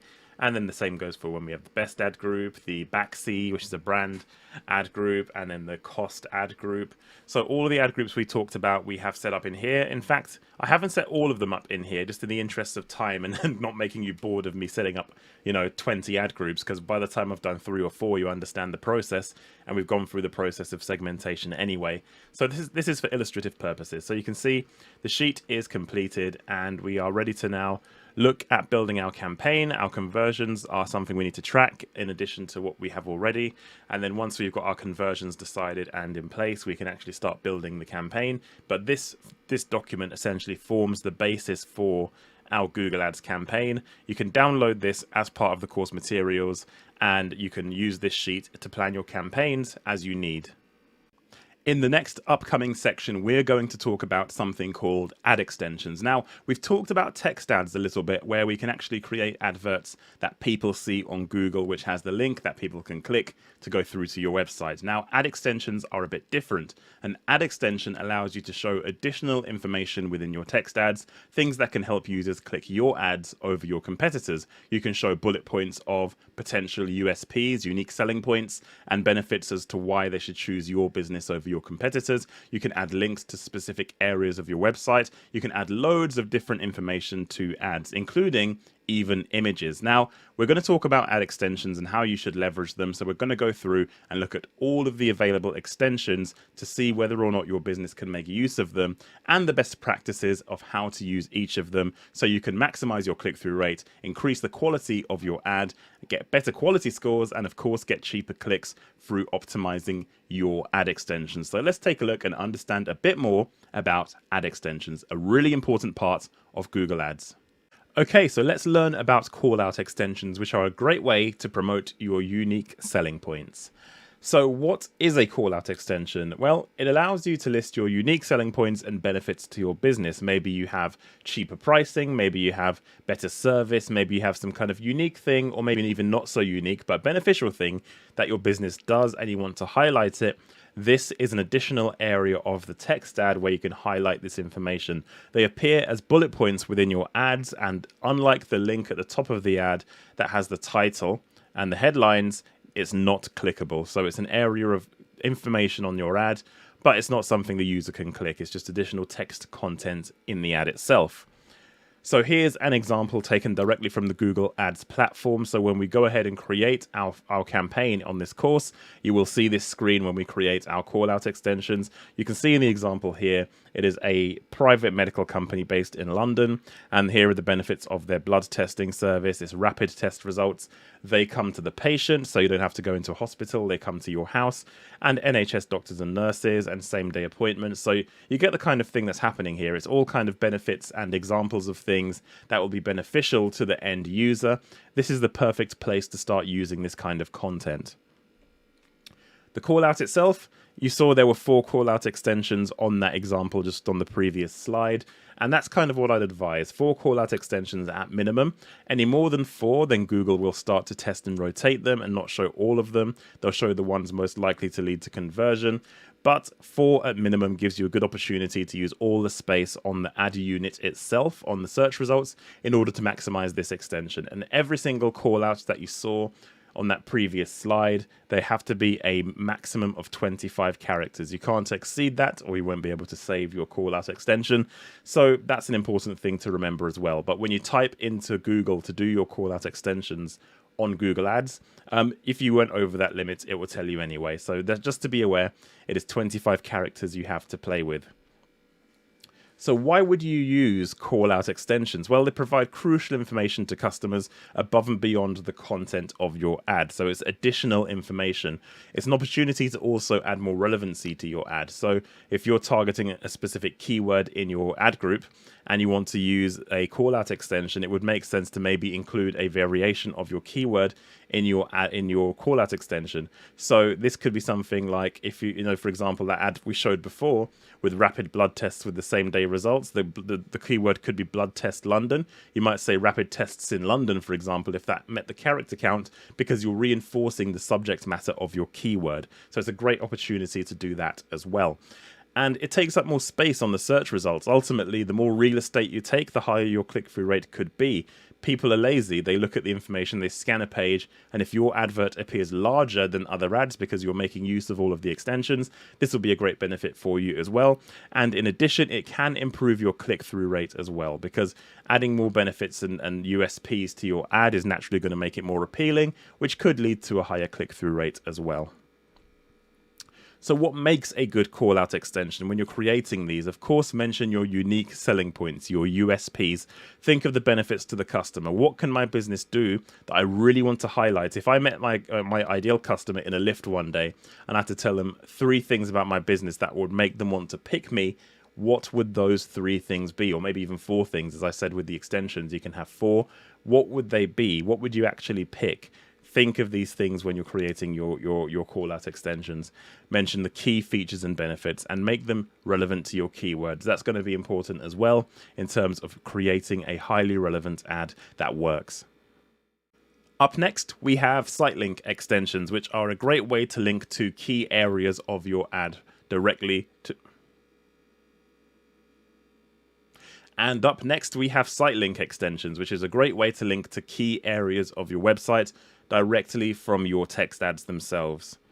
So what is a site link extension? Well, it allows you to add links to other key areas of your website. So if you imagine your search results, you have your main clickable link in the headline. You can also add additional links underneath this within your ad units to link to key areas. So you can cross-reference other specific areas that may be of interest to your customer so they can find them more easily and more quickly. So here's an example of a site link. As you can see here, you have the blue clickable link at the very top of the ad unit. You have business electricity deals at the very top. And underneath that, you have 3 other links in blue underneath. These are what are called site links. So you have business electricity, which is a link directly to that kind of service. You have an example of where you can save on your bills, and you have a price comparison link as well. So regardless of what area of the buying stage you're at, where you just want to compare prices online, maybe you want to learn more about business electricity, or maybe you want to see specifically how you can save on your bills. On this particular business example, they have you covered in all of the areas of the links, so the customer can find it more easily. In terms of the format of a site link extension, you have 25 characters to play with. If you exceed this, you won't be able to save your site link extension. Your description, which you can have underneath your site link, which you wouldn't have seen on the previous slide because that was a mobile site link example, but on desktop, quite often, a description of text can show underneath the actual link itself. 35 characters is what you have to play with when creating this kind of link, and it's recommended you have at least 4 site links. Any more than that, Google won't show over 4. Any less, they can show 3. I rarely see them show 2, so make sure you hit that mark of 4 to maximize the size of the ad unit. You can add more if you want to, but Google can maximum show 4 at a time, so it's important to remember that as well. So why would you use site links? Well, as I say, they allow you to find key information within one click directly from the ad, as opposed to clicking through to the main link and then going to your navigation and finding the service they're looking for. You can literally just click the ad and go straight through to the page that you need. They allow more opportunities for relevancy as well. Remember, going back to your keywords and relevancy to your ads, you can even add more relevancy by customizing the title of your site link in line with your keywords to specific areas of your website. So you're further increasing that relevancy on behalf of the customer, so they click your ad more often, increasing your click-through rate, which is the next point. And of course, they improve the overall quality of the ads. Ads that don't use site link extensions are seen as lower quality by Google because you're not making use of these extensions. If you don't add them, Google will actually ask if you want to add them in terms of their recommendations in the platform. And it's because it improves the quality of the ad, which can make it lead to a better quality score in the long term as well. So what makes a good site link extension? Of course, it needs to be relevant to the user's search. So for example, going back to our boiler service campaign, if we're running a boiler service campaign and we have a site link extension to bathroom installation, It's not necessarily relevant to what we're doing, but if you had new boiler installation as a page on the website, that would be a relevant link to what the user's looking for, or maybe boiler faults or boiler leaks or 24-hour emergency servicing. All of those kind of things are relevant services to the core campaign message. If you go outside of that with a site link, you might dilute your campaign a little bit, because that user, with the intent of what they were looking for, would have to navigate back to what they needed on your website. And it's important to try and reduce that and keep that to a minimum. You want it to be enticing and clickable, so the link itself needs to be something the user wants to click, so write it in such a way that means it's more appealing to the user. You can use USPs in your site links if you can tie them together with that very small character count you have to play with. You can do that if you're good at creative writing in that small space. But it's something to consider.